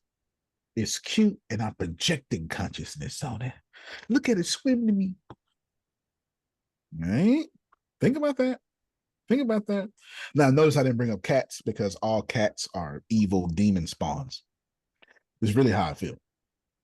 You are so right. I think two things are true about cats. I think they're all evil demon spawns that are guarding the gate to hell. I just do. Not taking it back. Not at all. And I think all cats are actually aliens inside of cat skin. Based on their personalities, I think cats are highly developed, intelligent aliens that are just Ina don't watching like us. that. Ina don't like that. Yeah, okay. She's a cat person. I think I'm in trouble then. I have 20. I have 20 now, so yeah. You have 20 aliens wondering how they're going to dissect you and put the probe in you. Well, I'm not Yes. afraid because if they didn't manage by now, I must be well protected. You're well protected. You are their favorite laboratory rat. That's what you are. Yes. That's yes. exciting. Yes. Monique came to me and said Aaron want a cat. And I was like, I almost gave in. It was like, get her a dog because I don't want none of them to have no pets. But Aaron's such an empath, though. Oh my God. She's such an empath that she's probably gonna get a pet. Anyway, it's just another mouth to feed to me, y'all. Okay, watch this here. Next one. I meant what I said about cats, though. It's pure opinion, but I meant what I said. That's one of those. Now you can't tell a Trump supporter that Trump is wrong. That's how I am about cats. Renee you can't said tell with little me. Glocks in their fur. Mm-hmm. With little Glocks in their fur. There you go. There you go. Yeah. I don't agree with cats. God bless them. Can time exist without change? No. Okay, got one hard no. All right. See that? Got another hard no. Otis, yes. Well, Say it again, Ebony. I said I would say no as well. Yeah, I mean, can it exist without change? It's an interesting I've never question. seen anybody time to have go without change. I mean, that would still be a 3-pound, 8-ounce baby if that was the case. That is Maybe a 5-pound. just peeing on yourself, Grace, defecating everywhere, crying for somebody to come clean. What's wrong with y'all? Got me dirty. Yeah, with a diaper rash. And oh my God, you would have been oh my God, Grace, you would have been a baby in the 80s. Girl, we just got rid of polio in the 80s. God bless. And a preemie. They were still doing scoliosis tests in kindergarten when we was coming up. Had you go behind that curtain and bend your back over Susan. That's the truth. Some of y'all ain't that old, but they did that. They did that. I forgot about that. They did that. The 80s. I feel like know about it, and I'm mid-80s. Medicine did not start working until the 70s, y'all. It's the truth. At least Western medicine. Now, Eastern medicine been working since they was in Susan ancestor was in caves. Acupuncture is a real thing. It really works. But the Western medicine, what we call Western medicine, did not start working until the 70s. We got a little bit of evidence. And you know what made Western medicine really work? 2 wars. World War One, the Great War, which we'll never have one again. Oops. Generation later, World War II. Sorry. We meant like this. We wasn't gonna do it again, but we did it again anyway. Basically, that's what happened. That's literally an accurate depiction of world history. It really is. World War One was so crazy, it didn't even have an enemy. There's no bad guys in World War One. Somebody got assassinated, and everybody had alliances. Well, let's kill everybody. It's the truth. It's the truth. Now, World War II had clear enemies and foes, or friends, enemies and allies. There you go. Grace, is reality a product of our perceptions or something independent of us? I'm gonna stop right here real quick for a while, because this is really the what the bleep do we know. Now, this time, even if you're not on camera, listen or participate. It's up to you. I'm not telling you what to do, and that's not me singing you out. But I set up this whole series around this one question. Around this one question. That's all I'm trying to say, Renee. Okay, I'm not trying to sing anybody else. Is reality a product of our perceptions or something independent of us? We got to talk. Okay.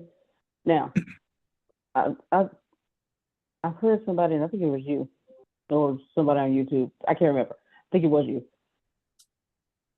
We said your reality is really in here, and I forgot the other word. Is what you see.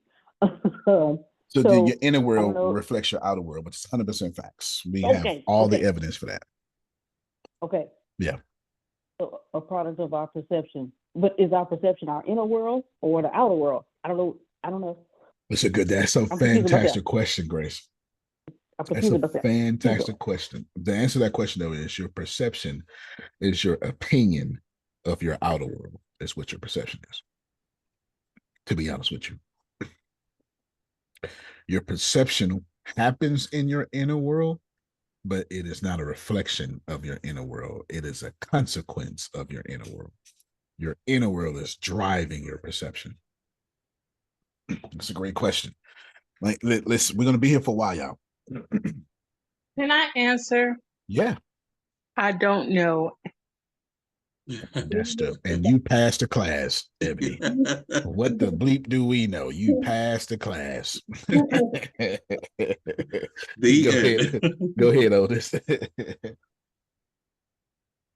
I believe reality is a product of our perception. Oh yeah, for sure. Your perception is different from mine based off of my experiences versus yours. So based off of that is why I came up with that answer. It would be accurate because once I perceive something, Susan, then I make an opinion of that thing, and now it becomes my inner world. And then once it's my inner world, I just get more of what I keep perceiving. We're going to be here. Did y'all hear today? Oh, no. Hold on. Keep your mic on muted. I only need 15 seconds to clear this up, Renee. Did y'all hear me tell y'all the next 9 weeks of class? Okay. And did you also hear me tell you when I came up with this one, it was Sunday after listening to Dr. Fair say something, and plus some other observations? So if you think, he's just picking on me, then I time travel to today and then time travel backwards to pick on you to write this. This is just happening. Okay. All right, go ahead, Renee. Well, and then what Mr. Otis was saying is when we everything starts within. So, and everything that we see on the inside is going to end up showing up on the outside. It's almost like, I mean, so I do think that the hold on, that our reality is how we see it, but it is a product of our perception. Everything has to start in and then we see it. So it kind of, that's just what I wanted to say. You're 100% accurate. Everything does start in, but we got problems with this though. There's a lot of problems with this, y'all. Because for one, while Jerome's world did not start until Jerome was born, the world was still here. That was outside of his perception. But not to Jerome, the world wasn't here. See, there you go. We got a lot to talk about here. Y'all hear what I'm saying? We got a lot to talk about here. But also, Antonio, Mm-hmm. with the thing with perception is, my perception is also based on my trauma. And my trauma in some ways cripples me, distorts me, all messed up. Indeed. And then what I see, I'm reacting to that based on stuff I'm missing. Right. So guess what? Some of the stuff I'm missing doesn't allow me to see what it is for what it is. So the way I'm responding to it is based on what I got, but I don't have all the stuff I need. And then when I get what I need, then I found out that what happened before was a bunch of crap because I didn't have everything I needed. Now I got something. Man. That's about right. That's about right. That's right. Ina? Is perception reality? Is reality happening outside of you? Is it happening because of you? You don't have to answer out loud. I'll just use your name.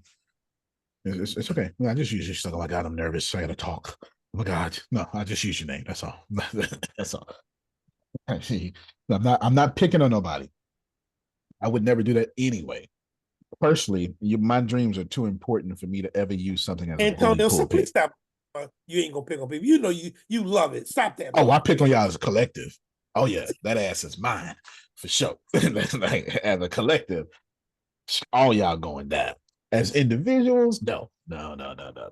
As individuals, but as a collective, though, you show right, Jerome.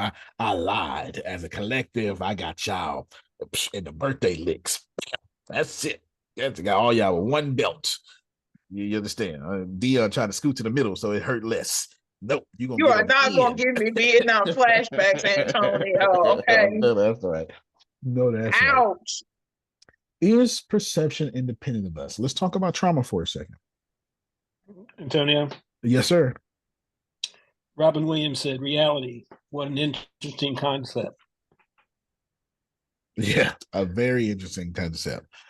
You know, and Robin Williams was such a wise person, Private messenger. I'm gonna type it anyway, just in case they can't hear me. I'll read out loud now, just in case they can't hear me and can't read. Then they are your real ministry right now. You're good to go. You're good to go. Don't worry about it. It's for the private messenger. You're good to go. Everything happens as it should happen. Okay, everything happens as it should happen. And if you wish, man, I wish somebody was here, and then you get to talking and they miss half the conversation, they finally show up. Nope, they showed up right when they were supposed to show up. If you go, oh man, I really wanted to be there, and somebody pulls you away, then you're supposed to be over there. That thing that pulled you away is your ministry. Only the right thing is happening. Only the right thing is happening. What a great phrase. What a great phrase. Ina, can this happen independently without you? Let's talk about trauma. Let's talk about prayers. So I want to talk about trauma. And I want to talk about prayers. Is that okay? Yeah. How many of you are willing to admit the very thing you prayed for, when it showed up, you couldn't handle? Ebony. Yeah. Thank you so much, Ebony.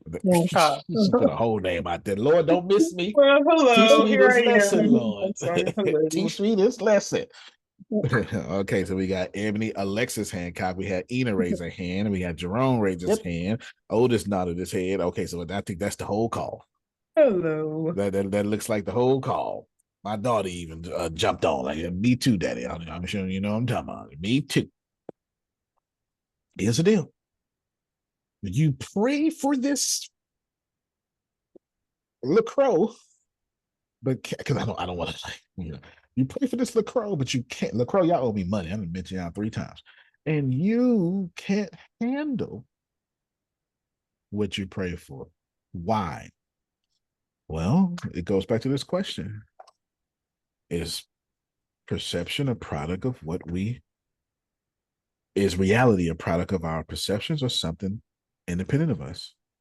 See, when you pray for something, it's independent of you and it comes into your reality, but then your perception determines how you treat it, how you love it, how you honor it, how you talk to it, how you're in relationship with it, which I'm going to come back to it. Actually, let me come back to it right now.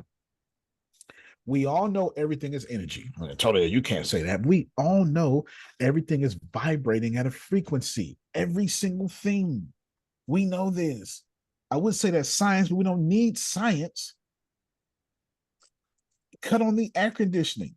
That if it is, I'm gonna use Fahrenheit. No, I think I could convert.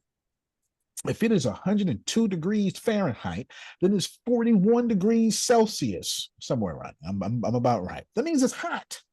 And I assure you, Ina is not trying to have a 41-degree day.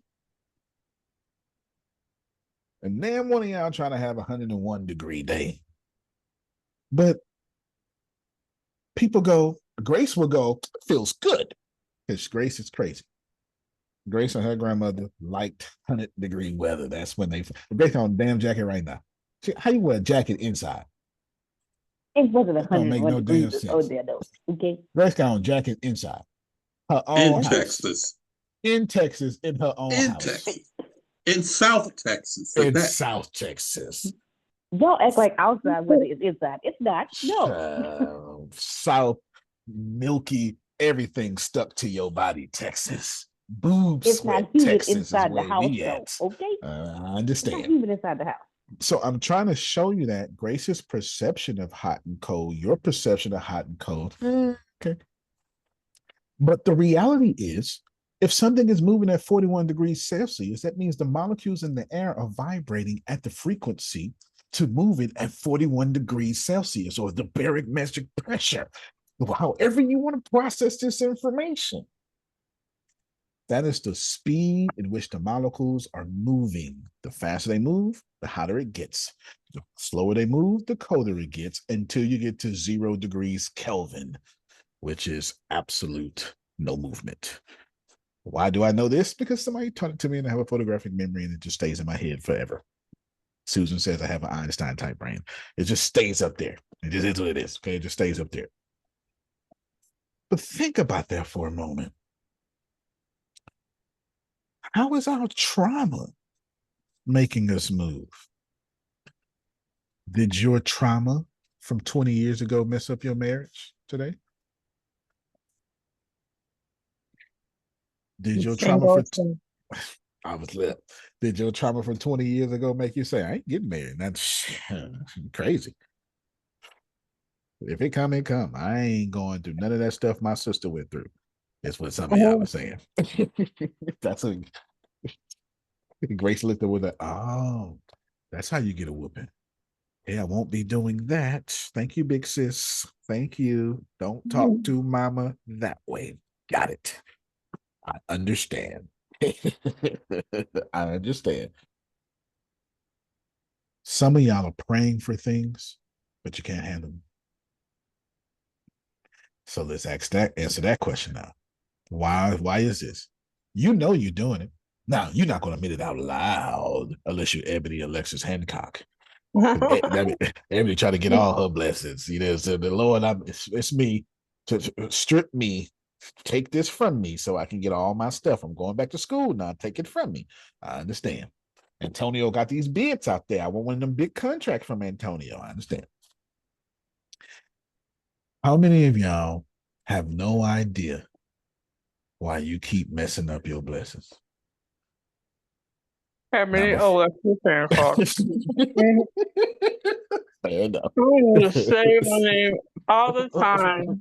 All the time. That's all right. Otis and Grace and Jerome, they was with you. It's the crazy part. And you know, if you messing up your blessings, all you got to do is step back and look. It don't take much. Jerome, this don't take introspection. It just take observation. The hard part about this observation is admitting to yourself, I don't know why I keep doing that stupid stuff. What is wrong with me? And here's the deal. Some of y'all are blessed. Some of y'all got like a lot of money.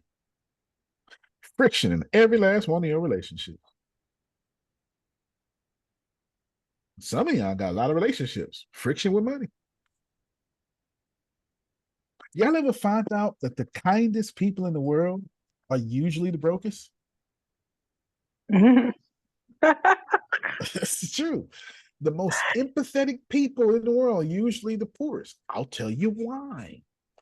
Because when you're like Susan, you feel everything and everybody. And I admit this to y'all, that's exhausting. I don't want it. This is why most therapists aren't empaths.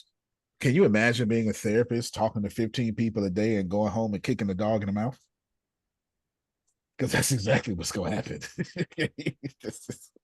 That's exactly what's going to happen, Jerome. You done listened to me for 15 times. And shut up, Smokey. Whatever your dog name is. I have no idea. Okay, whatever your dog name is.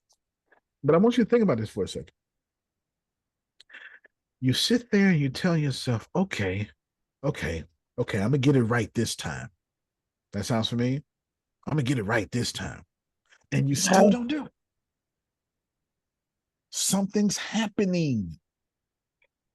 There's something in you that's making you go, huh, I'm going to mess this up again. And you have no idea. And it depends on what phase you're in. Dion, if you're like old Antonio, this is what you're saying. I don't mess up nothing. Stupid ass people, they messing it up. If they just stay away from it, who know what you probably ain't cuss, but who know what I'm talking about? That it wasn't your fault. Otis, if you just leave me alone, then I would be happy. Who know what I'm talking about? If you just clean them dishes like I told you to. Oh my God. It's always somebody else. And then here's another version of Antonio. Ain't nothing wrong with me. Ain't nothing wrong with me. God just got a problem with me because I'm clearly doing everything right. Oh, y'all don't want to keep it real with me now. Okay, Antonio. Okay. So take it. I spent my longest time in that place. Go ahead, Renee. So, okay. It is not God. It is not. Talk to me. But it is very much me. And I'm not gonna say my middle name because no, I'm not going that far. Because I don't have a cute middle name. I'm not going there. But no. My middle name Mima. Thank God it ain't that. I'm from Akron, Ohio. I would have got roasted even more than I already did. Right. But I will say that with me, it is getting upset. Here we go. So I'm gonna put myself on the samurai sword for this because I can get upset, and I know, and 9 times out of 10 it may not even be Jay. Sometimes it is, because sometimes he'll irritate my gangster, and I'll be like, boy, but sometimes I find that it's other people, and I'll get irritated, and I'll be like, and that is what is making stuff, us still being in the same spot, or at least me being in the same spot financially, even though I'm doing A, B, and C, and cleaning up my credit and getting on those websites that you done told us to get on, which I did, and Jane and I were at the library doing some work today. But it's that my mom used to say that it's that attitude problem. It's that attitude problem that I'm like, that I got to keep it in check, because it is killing me. Ain't killing nobody else. It's killing me, and it's killing my dreams. Cause I be pissed sometimes. I try not to be pissed, but sometimes I'd be like, oh, and it's in that everything is leaving me. I got so much to say here. Let me recap for some folk to remember what we're talking about. What the bleep do we know is the next 2 weeks is a little series. What the bleep do we know? That's what we have. Private messages to be something super funny. They just said, look, my kids get on my nerves right now. They said a little more than that, but that's basically what they said. They getting on my nerves. Gosh, doggone children getting on my nerves. Okay. I just sent y'all in the chat. It's a link for you to sign up for exclusive content. It's just $5. It's just $5. You don't have to, but those of you who will are going to be very blessed. You'll see. You'll see. Just think of it as the Gaia of Antonio Smith, if you're familiar with Gaia TV. Familiar with that. Here's the deal. Renee can't stop getting angry, and Renee can't stop messing up her blessings. And the question I brought up here is reality happening, or is it independent of us? Well, here's the problem, The problem is y'all messing up y'all blessings, every last one of you, and no one's exempt. So if you have the life that you want and it's great and holy and you love every bit of it, that is your fault. You messed up so much, you blessed your life. Congratulations. Or the opposite. If you don't like nothing about your life, congratulations, you messed up and you messed up your life. But here's where most of y'all fall at. And this is the worst spot. See, Aiden, it's not about, do I like where I'm at? Do I not like where I'm at? Should I do that? Nope. Let me tell you what it's really about, y'all. The wheat and the tares. Allow me to explain. See, when you in wheat and tear land, what happens, Jerome, is y'all live a life to where it's like, okay, it's gonna work, and then it don't work. I'll do it again. You go, damn, oh man, I knew this time though. I needed it this time, and then bam, because you live a life in which the good and the bad grow at the same time and choke each other out. It means you're not consistent. It means you're not consistently planting seeds for your good. And then, like, so Renee goes, okay, I'm gonna do the right thing. I'm gonna do the right thing. I'm gonna honor my husband. I'm not talking about Renee. I'm just now I'm speaking different people. I'm gonna do right with my husband. And then you get triggered. You know what? And now both of those grow at the same time. So what does a life look like when the wheat and tares grow at the same time? It looks like close but no cigar. It looks like average because you're not winning and you're not losing. You're in the middle, which is average. Well, how do we get more good to be planted? Because I don't want no negative stuff to block my blessings. So if you could tell me how to do that. The answer to that question is leading to my closing thoughts. I would skip there now. Yeah, I'm more than welcome to talk. Shout out for the like this answer, Ebony asks. The answer is stop being a narcissist or having narcissistic traits. You need to let me explain. Because right now, all my empaths went, I'm not a narcissist, and you're the worst narcissist on this planet. You're the worst narcissist on the planet. If you attract narcissists, you are a narcissist yourself. Oh my God. If your parents were narcissists, you were raised as a narcissist. Now let's define narcissism for a second. In order to have narcissism, personality disorder, you had to have it as a child and you carried it to adulthood. If you're just a narcissist as an adult, you're an a-hole. You're not a narcissist. You just decided, I ain't gonna let them do this to me. I just had a private messenger message me saying I'm a narcissist. Congratulations to you, because anything you can account for, you can control. Let me tell you what narcissists do. Narcissists nothing's ever their fault. They never take accountability. They consistently change narratives.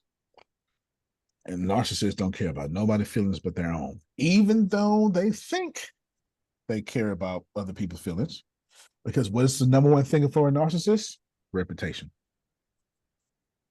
A narcissist's grand energy is spent on how other people see them because that is where all their energy is. They work on their bodies, they work on their empath. Anybody who lifts weight is a narcissist. Any CEO is a narcissist. You can't even be a CEO without being a narcissist. And I am King CEO. Let me help you. If you are a CEO of any company, you have went, even if you as nice as Susan, you have went, y'all doing this wrong. Let me do it. Oh my God. To look at something correct and then go, I could do this better. It's working. Why would you think you could do it better? Because you're a narcissist and you can't be a good CEO without some sort of narcissistic traits. You just can't be. You can't be. You just cannot be. So the answer to Ebony's question is stop being a narcissist.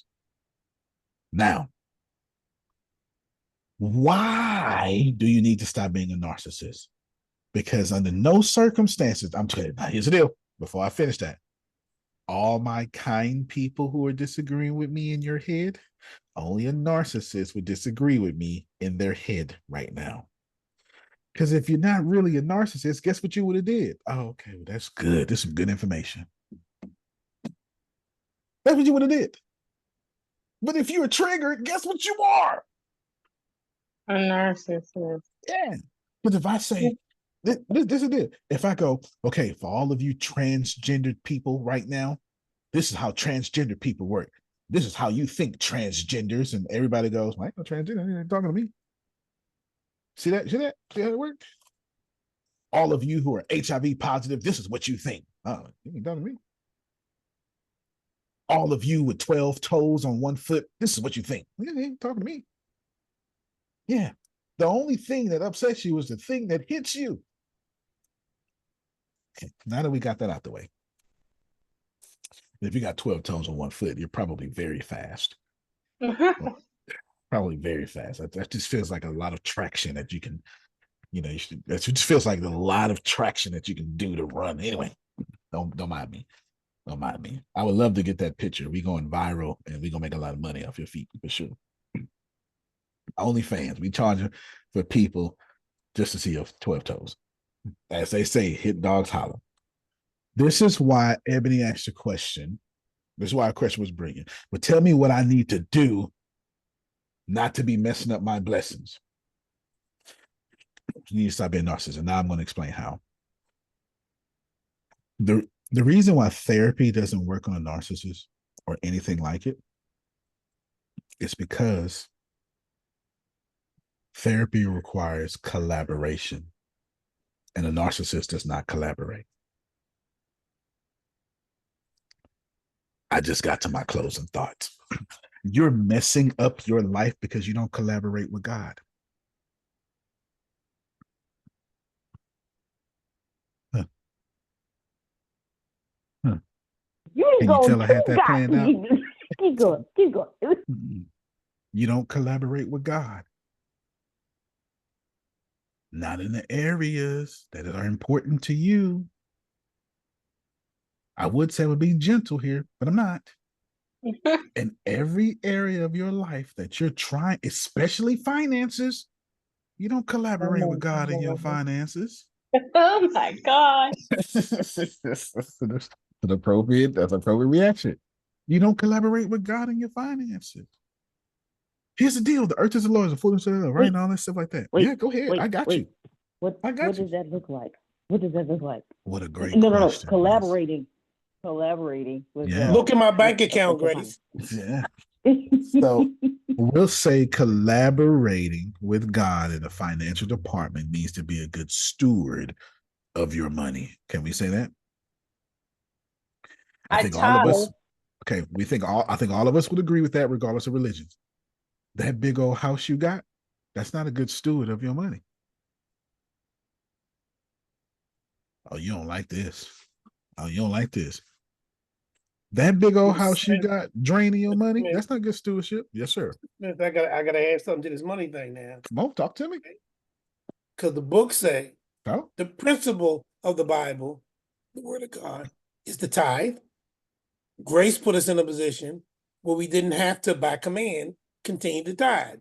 But the principle didn't change, because that 10% went back to God for the upkeep of the kingdom, for the upkeep of the church. The other 90%, he said, you can do what you want with that. But here's the problem, Mr. Smith. When if we're not a steward of that other 90%, we are disrespecting God. Why? Because he didn't save 10% of you. He saved all of you. Yeah. That money that you made, he gave all of that to you. So we're supposed to be stewards of the 90% too, even though we don't have to give it to the church. I just wanted to throw that in there. I'm so glad you did. Some of my Christian folks. I'm so glad you did. Not to promote it, but on this exclusive thing, I'm going to do 90 days of a spiritual journey. 90 days of spiritual prosperity and how to get there as fast as possible. 90 days. I mean, I am. And Jerome's bringing it up. Here's the deal. Watch it, watch it, watch it. Watch me, watch me, watch me, watch me, watch me, watch me. Narcissists do not get fixed in therapy because therapy requires collaboration. Narcissists do not collaborate. When you're in a relationship with a narcissist, you're in a relationship with their desires only. And a lot of you empathetic people have no idea that you've become that narcissist. But wait a minute. Y'all are in narcissistic relationships with God. And you are not collaborating with God. But what the bleep do we know? You're breaking my heart. Good. Good. Here's the deal. No, go ahead, because I ain't done. I ain't know what did I, but I had this written down. Not 2 weeks ago. For 2 weeks, but since Sunday, I had this written down. Here's the deal. If you showed up to tonight's call, then you just got to believe that your Holy Spirit or whatever you believe in wanted you to hear what I'm saying. Because God could have you anywhere, yet you here. And it's a bunch of distractions around you, but you can still hear me. And Jerome's devil is trying to keep you distracted, but hear my little voice go. You're not collaborating with God in your finances. I'm not just talking about finances, but Grace should ask me what that looks like. That car that's killing your finances, that's not the car you're supposed to be in. That's not good stewardship. Your whole check going to your mortgage, that's not good stewardship. Oh, you didn't like that. Your whole check going to rent, that's not good stewardship. That's not where you're supposed to be. But I like this neighborhood. That's not a good stewardship. You're supposed to be in a neighborhood that your financial situation can support.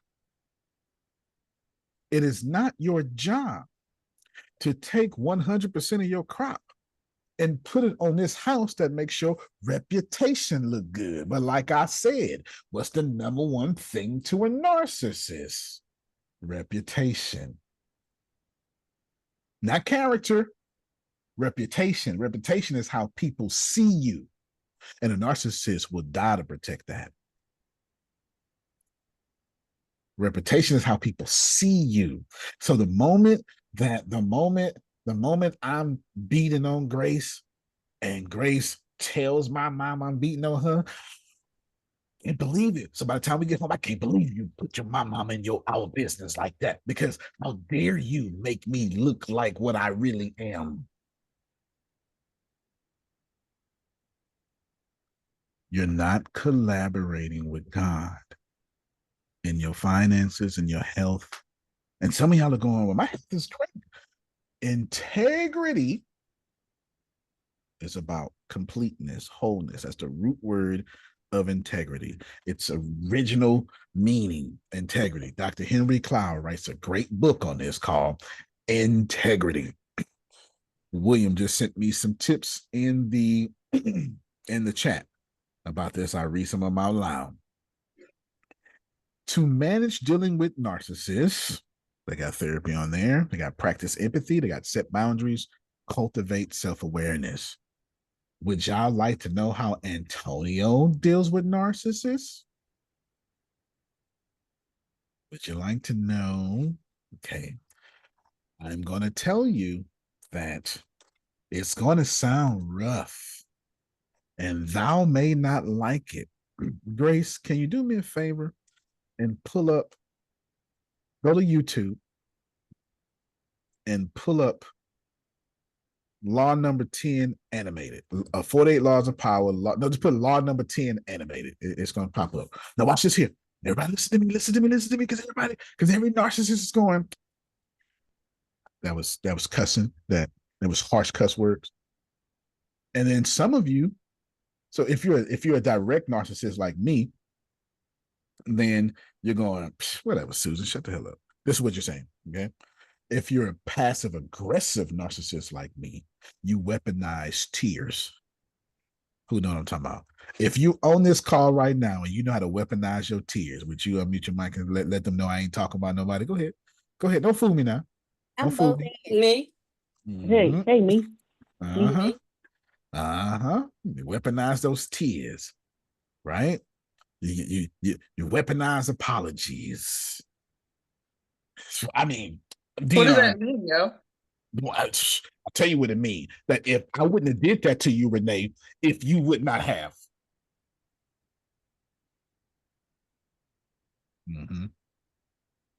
And then now the whole subject and conversation we about to have for the next 3 hours is all about you and what you should not have done.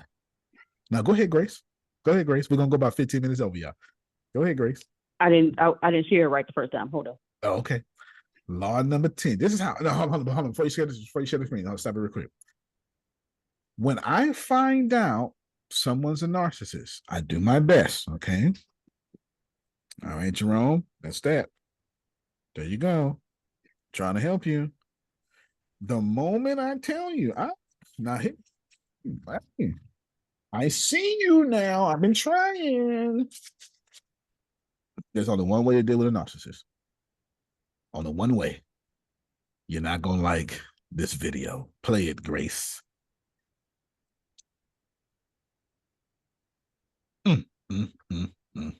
Play it loud, too. It's gotten more dangerous to be a woman in Texas. And it's Ted Cruz's fault. So whether you were raped or something went tragically wrong and your life is at risk, Women are now forced to flee Texas for care. Seeing what I've seen, I can never vote for Ted Cruz. Oh my God. They went after his throat. The 48 Laws of Power by Robert Greene. Law number 10. Infection. Avoid the unhappy and unlucky. You can die from someone else's misery. Emotional states are as infectious as diseases. You may feel you're helping the drowning man, but you're only precipitating your own disaster. The unfortunate sometimes draw misfortune on themselves. They will also draw it on you. Associate with the happy and fortunate instead. The infector possesses an inward instability that radiates outward, drawing disaster to all that they touch. Mary Gilbert, aka Lola Montez of Ireland, was one such person. Lola found herself in the role of a courtesan, prostitute of the royal court. In today's society, Lola would be considered a gold digger. She only sought out men with high social standing in the community that she could use for her own gain. Once she would have her hooks in these men, their slow demise began. One of her victims was King Ludwig of Bavaria, who felt compelled to help Lola. Yet once he was warned of the dangers of his affair with her, he could not seem to resist Lola's aura and almost found his once peaceful country in a state of civil war. It was not until then that the king finally ordered Lola to leave, but a month after she left, King Ludwig was forced to relinquish his throne. There are many men who suffered because of their association with Lola Montez. King Ludwig said that he was bewitched by Lola. Lola was an unstable, incurable, and infectious character type. This is not to say that these characteristics are only restricted to women. This is to say that there are some people whose emotions are so powerful that they infect the very soul of the people that they touch. How to recognize an infector? They draw misfortune upon themselves. They have a turbulent past. They have a long line of broken relationships, they have an unstable career, they have a forceful character that sweeps you up and makes you lose reason, they have a desire to destroy and unsettle, and is chronically dissatisfied. They have great effect on the world around them. And what do you do when you meet one? Don't argue with them, this is part of how they trap you. Don't try to help them no matter what they say. Don't pass the person on to your friends or you will become enmeshed. Flee the infector's presence or suffer the consequences. Learn to fear the power of infection. The risk of associating with infectors is that you will waste valuable time and energy trying to free yourself. Through a kind of guilt by association, you will also suffer in the eyes of others. On the other side of the spectrum of infectors are those people who attract happiness through their good cheer, natural buoyancy, and intelligence. They are a source of pleasure, and you must associate with them to share in the prosperity they draw upon. All right, not only did I just put that in the chat because I teach this on a master level, I just put it in the chat. I'm going to share my screen so you don't think I'm making this up. Right here. How to recognize an infected. They draw misfortune upon themselves. They have a turbulent past. They have a long line of broken relationships. They have an unstable career. They have a forceful character that sweeps you up and makes you lose reasoning. They have a desire to destroy and unsettle as it is chronically dissatisfied, as they are chronically dissatisfied. And look at the effect they have on the world around them. I'm going to repeat that again, but I want to say something. I just told two people, one today and one yesterday. So I don't want you to think that I'm doing this to talk to you. That's not the case. I'm answering Ebony's question. I wouldn't even be talking about this. Ebony asked a question, and since I was already going to say don't be a narcissist, how do I tell y'all? Arrogance means you're not receiving new information. Because I always tell you, you've always heard me say this. So I just want to let you know I'm bringing this up because Ebony asked. But this is where I was going anyway, just not here. I ain't planning on showing the video, and I didn't plan on talking about narcissism this much. However, we here. Now listen to me. I'm going to read these again. And I want you to ask before you go, but that's my cousin. That's Dion's fault. That's okay. Thank you so much, Ebony. I'm going to read this again. You said like 3 things that was like, oh my God, that applies to me. Applies to me.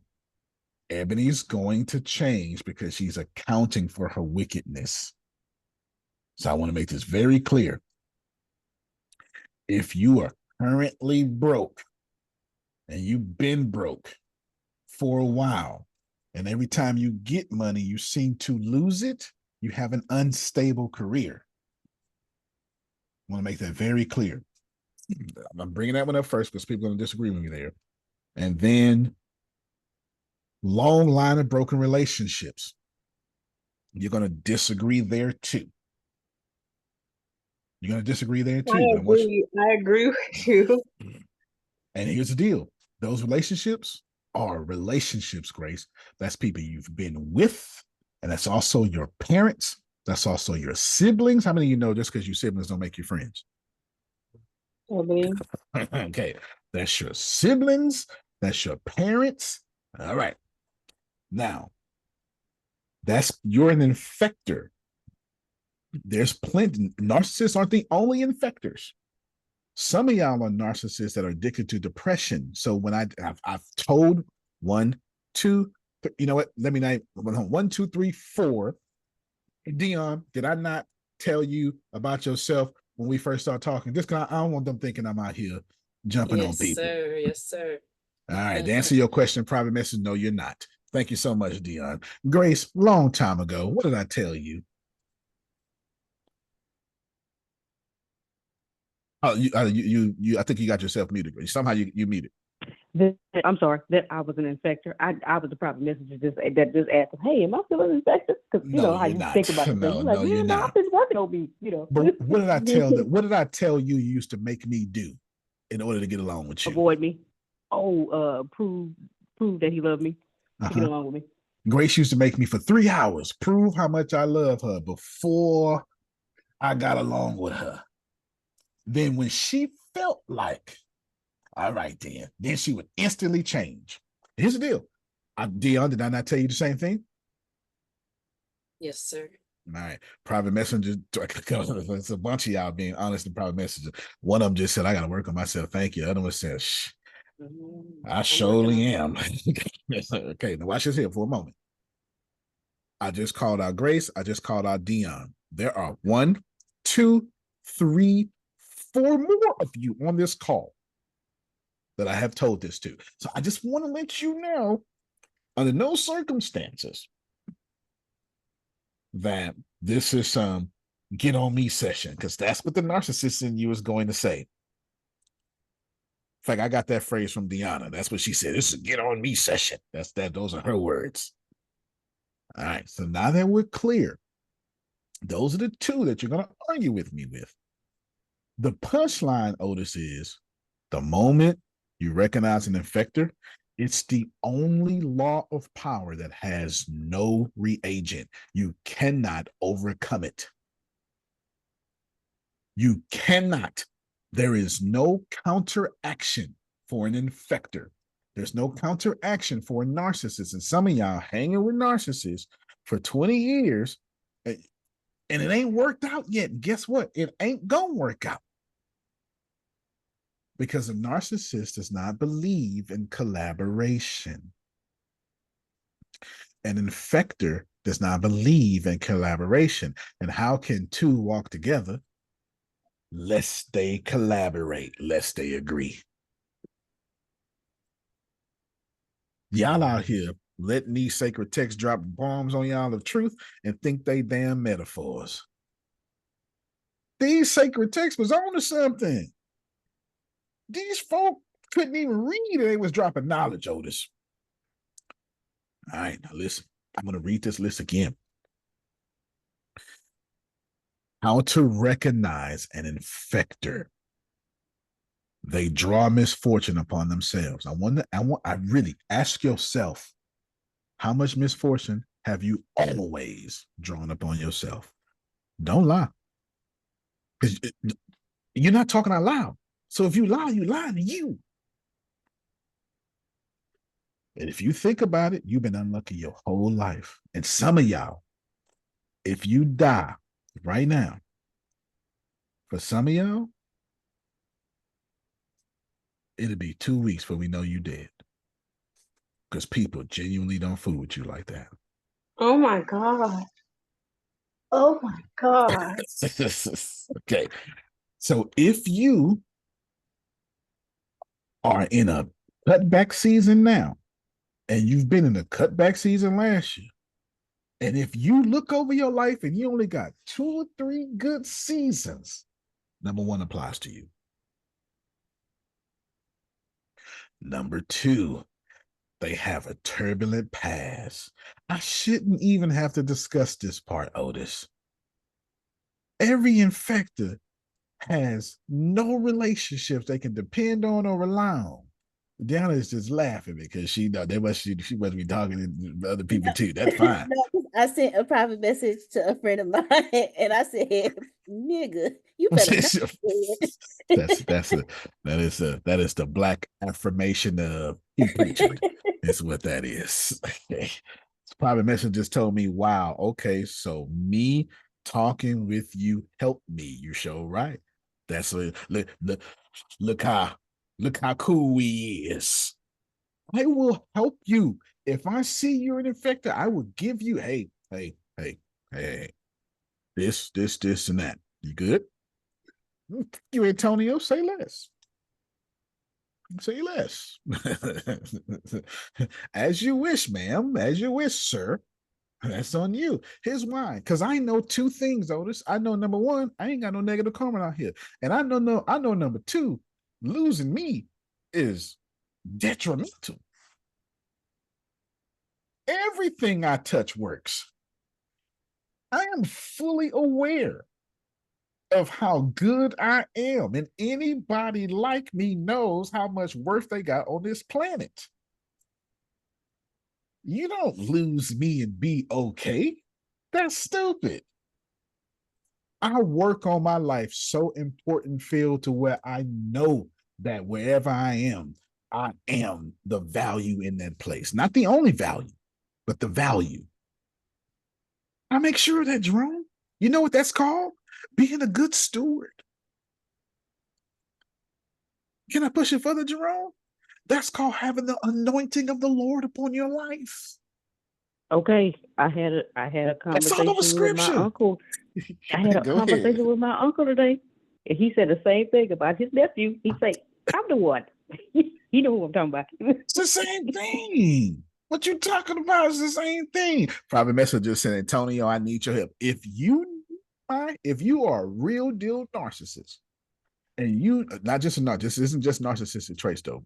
If you know you need my help, you need to. I'm gonna put my email out in the chat. Put my private email out to Antonio. Put Antonio T. Smith Jr. Ain't nobody else gonna see it but me. And I would talk. God, you type fast. And I will talk with you post haste. Okay?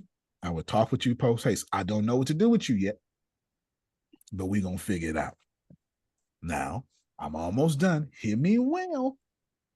Some of y'all prayed for something to happen.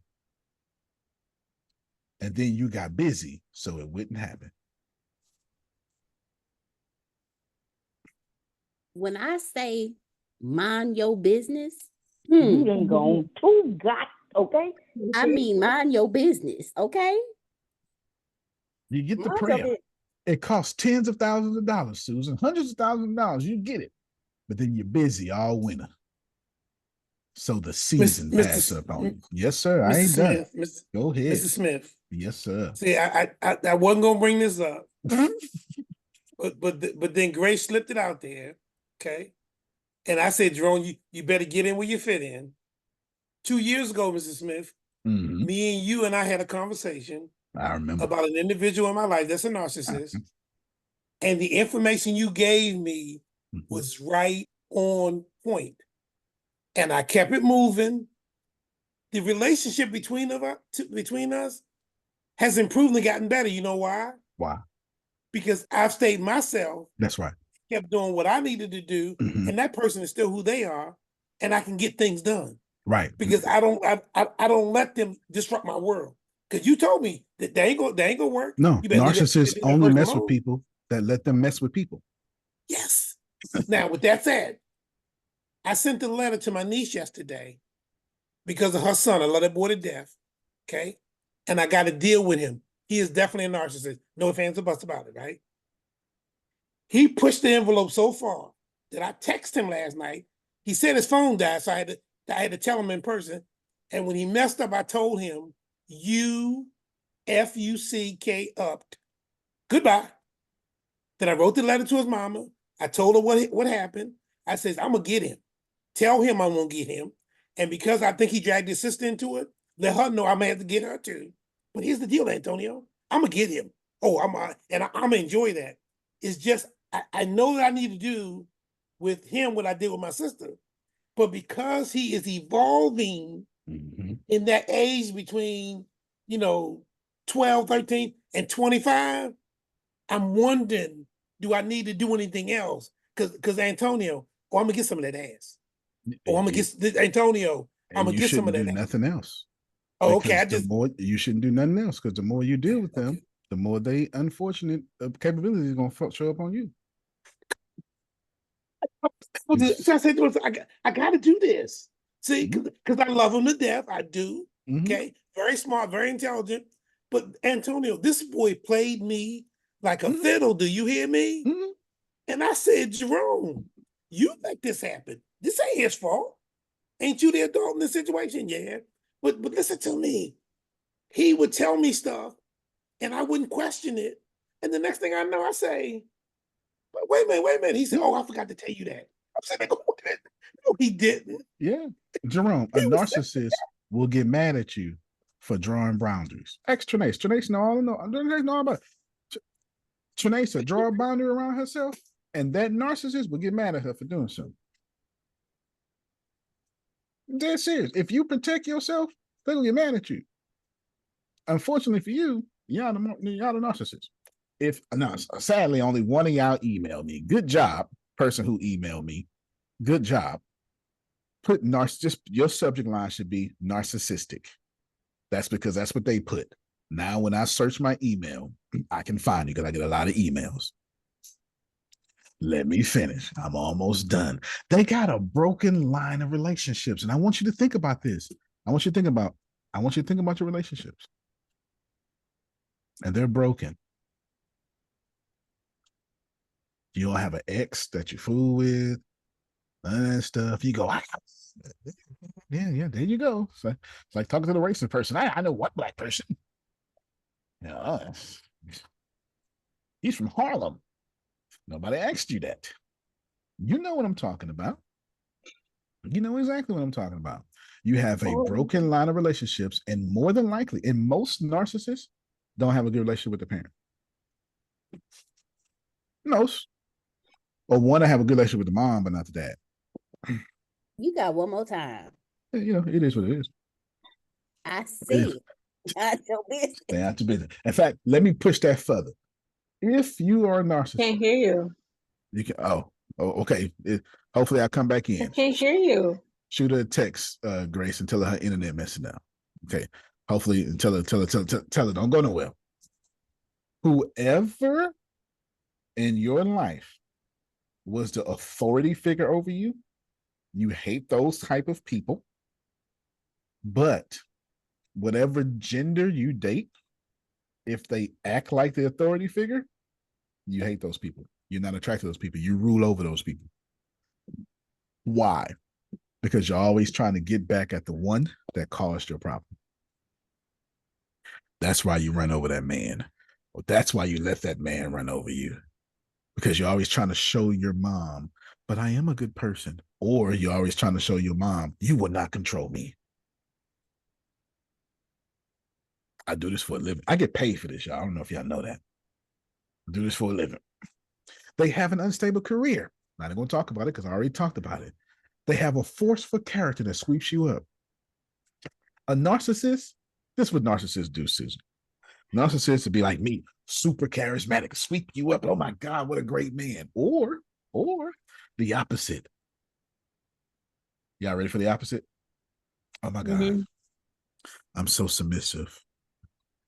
Hey, daddy. Oh my God. Oh my God, you are calling me out. I'ma just say it. Oh my God. Yeah. I'm about to bust into tears. You know what I'm saying? Super submissive. So I can go, man, I've been looking for a woman like you my whole life. That's a forceful character. This is not my facts. Well, these are facts, but I'm not making this up. Now, I want you to look at the effect that narcissist has on their life. I'm going to skip number 6. Look at the effect that narcissist has on their life. That narcissist's entire life is in shambles. And that narcissist don't like where they don't like where they go to church at, and they don't like where they live, and they don't like the relationship they in. Name me one narcissist y'all have ever met that likes the relationship they in. Exactly. This never happened. Not in the history of happening has it happened. Let me close this out. Today we've been talking about what the bleep do we know. And I stopped at the question, and I said it earlier, Susan, I did, whether they want to quote me or not. I said, when I got to, is reality a product of our perceptions or something independent of us? I've got 22 more questions after that's why it's only 2 weeks.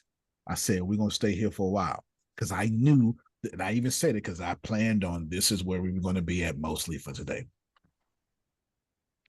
I want my boys to hear me. I want Aaron to hear me. I want Monique to hear me. I want all y'all to hear me. The moment you meet a narcissist, leave them. There's nothing you can do. The moment you meet somebody, if I were you, I would save all 7 of these. I would fix them in myself. And then I would look out for these because I damn sure do every day. What if the narcissist is a parental unit? That's where narcissism comes from. It has to come from childhood. Your parents have to raise a narcissist. It has to come from you're not a narcissist because you're mean. because you have Okay. confidence. But I Narcissistic think person. have like narcissistic traits, like everything you listed doesn't apply to me, but most like four out of however many was on there kind of do apply. If 4 out of 7 apply for me being a wife beater, would you feel safe? No. Okay. If 4 out of 7 had me AIDS, full blown detectable AIDS. No. Can y'all? Yeah, all right then. 4 out of 7 ain't good. Oh Because my god. if I say, "Oh, Dion, come here, girl, me and you, baby. By the way, I got Ebola. It's highly contagious. 8% life rate, 92% death rate, which is facts about Ebola. But hey, God ain't through with me yet, though. Come here. I'm bleeding from the eyes while I'm bleeding from the eyes while I'm talking to y'all. I'm bleeding from every orifices. I'm bleeding from the field. Come here, baby. All right. No. That's too close to my name. Ebola, Ebony, makes sense. So I want you to process this information.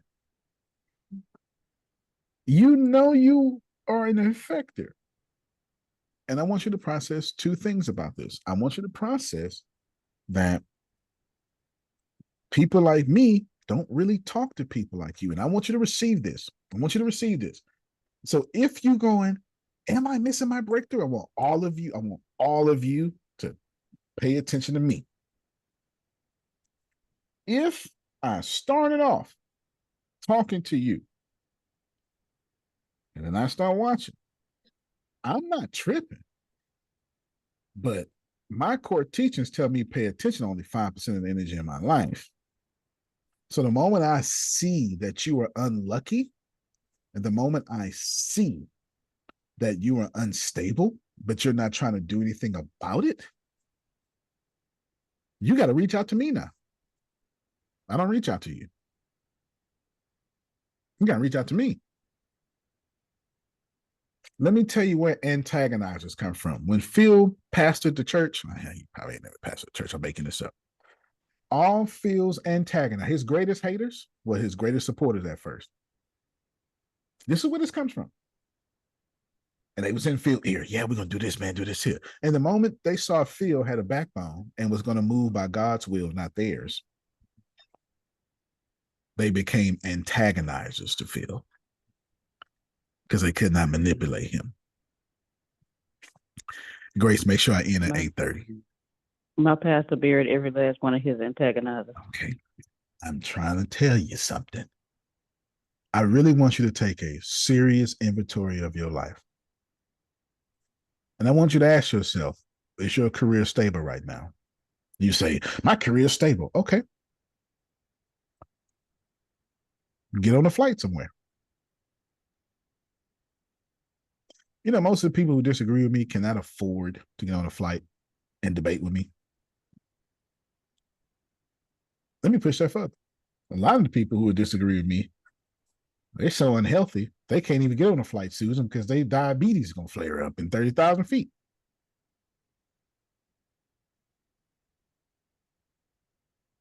It's a lot of smart people who are sick. Makes no sense. Makes no sense. Now, here's the deal. I'm not talking about stroke, well, possibly, but I'm not talking about, deep things that affect your motor capability, like Parkinson's and Down syndrome, and some of that stuff is just unlocked genetically. You understand what I'm saying? No, it really is. Some of that stuff is just your genetic code said when you hit 23, boom, you losing your hair. It is what it is. You can't do nothing about that, Susan. You can't do that. It's in the genetic code. Can't do nothing about being bald at 25. You can't do nothing about that. Susan want to be 6'12". 17. I know exactly. Her genetic code said, "Now we're gonna stop you right here, Susan. You're gonna stop right there, but you're gonna look good in the dress, though. Okay, you're gonna stop you right there." Some of this stuff is genetic, but You killing yourself because the negativity you keep in your mind is worse than the food you put in your body. That's on you. How you work out every day, but nothing in your life better but your muscles. How you make money every day, but don't nobody want to do nothing with you. They can't even stand you. Money won't keep a person, and damn sure won't keep family.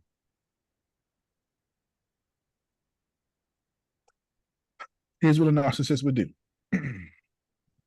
A narcissist will wait until you need them. And the moment you do, they will act like your savior. Now, it just depends on their personality. It'll be your savior, fire and brimstone. See, I told you you need me, Trinace. Or it'll be your savior. Oh, no, I got you. Whatever you need, you just let me know. Because you know what feel real good, Renee? Taking the high road on somebody you just flexed on. Well, I don't care. If I need something and you come through for me, I gonna give you all the glory in the world. So And if I got 4 emails now, y'all. I got 4 emails. That's good. Listen to me and listen to me very well. I got 4 minutes left. You, my friend, fit those descriptions. Private messenger who keep telling me, keep confessing, you're doing a good job. Because anything you can account for, you can control. Anything. I am telling you 100%. I want you to look at these 7. Fitting 3 of them is too much. 4 is too much. Some of y'all 7 for 7. Some of y'all fit every one but number 6 because you don't understand it. So, number 6 is they have a desire to destroy and unsettle and is chronically dissatisfied. You're like, I don't know, not me. I'm not. Well, you are on it tonight. But here's the deal about number 6. Soon as you get, I call people number 6 professional zeros. This is what I call a professional zero. Who remembers what I say? Okay. Professional zero. This is what a professional zero is, Phil. Whatever you give them, they will professionally take it back to 0. Give them a wife, they're going to take it back to being single. Give them a job, they're going to take it back to being unemployed. Give them a child, they're going to take it back to their kids not even liking them. I shouldn't even have no child. These are professional zeros. No matter what you give them, they will always professionally take it back to 0. And if you think about this, if you're one of those people that keep praying for stuff and can't handle it, guess what? You're number 6. So they're professionally stupid humans. That's it. That's it. Les Brown has a nice way. Les Brown's real nice. Les Brown says there's winners and there's losers and there's people who have not yet figured out how to win. I don't say that. I'm richer than Les Brown. I'd say it like it is. There's winners and there's losers. There's only 2 roads: prosperity and poverty. That's it. Here's a wonderful thing about prosperity. You ain't got to be rich to be on prosperity road, because the moment you're in poverty and you figure out, like Dion, I need to change my life, you are on the road to prosperity and it will catch up with you. But God is going to make sure you eat every bit of that harvest you laid out first before this good harvest catch up. That's called absolutely karma. Right. Ooh, you absolutely right. That's called karma. Boomerang. Reap what you sow. What goes around, come around. You hear me? All right, my last words. What the bleep do we know? Not a damn thing. Not a damn thing. Because everything we thought we knew, Antonio, before we got here, I asked y'all a lot of questions and now we like, damn, I don't know nothing. So your homework, and then I'll end you with a hotliner, is look at this 7 and address it. Look at the 7. Because there's nobody on this planet that's going to tell you I misdraw fortune upon myself. And I got a turbulent past. Here's the deal. My past is trash. Garbage. But not mine. This is what I was born into. That's what my mom and daddy did. I didn't let it did it to me. Somebody will catch that later. I had a terrible childhood. I didn't come out terrible. I went through plenty. But that wasn't my sins. Those are my parents' sins. And I let them have that in love. And we all better for it. I ain't got no bad past. I ain't got no line of broken relationships. But no, I can have 15 husbands and they all gonna get along. It's the truth. And I mean, at the same time, I have 15 husbands in one house. They all gonna get along. You know why? Because I put in them get along. And what's in the well will come out in the bucket. Look at the 7. Look at yourself. And then receive these very, very, very, very, very, very last words. Your life and all that you know and how smart you are got you right here. How's that working out for you? It's not working out. Thus, you should probably change what you think you know, because what the bleep do we know? Antonio T. Smith Jr., you can plant better. You can dominate. Love everybody.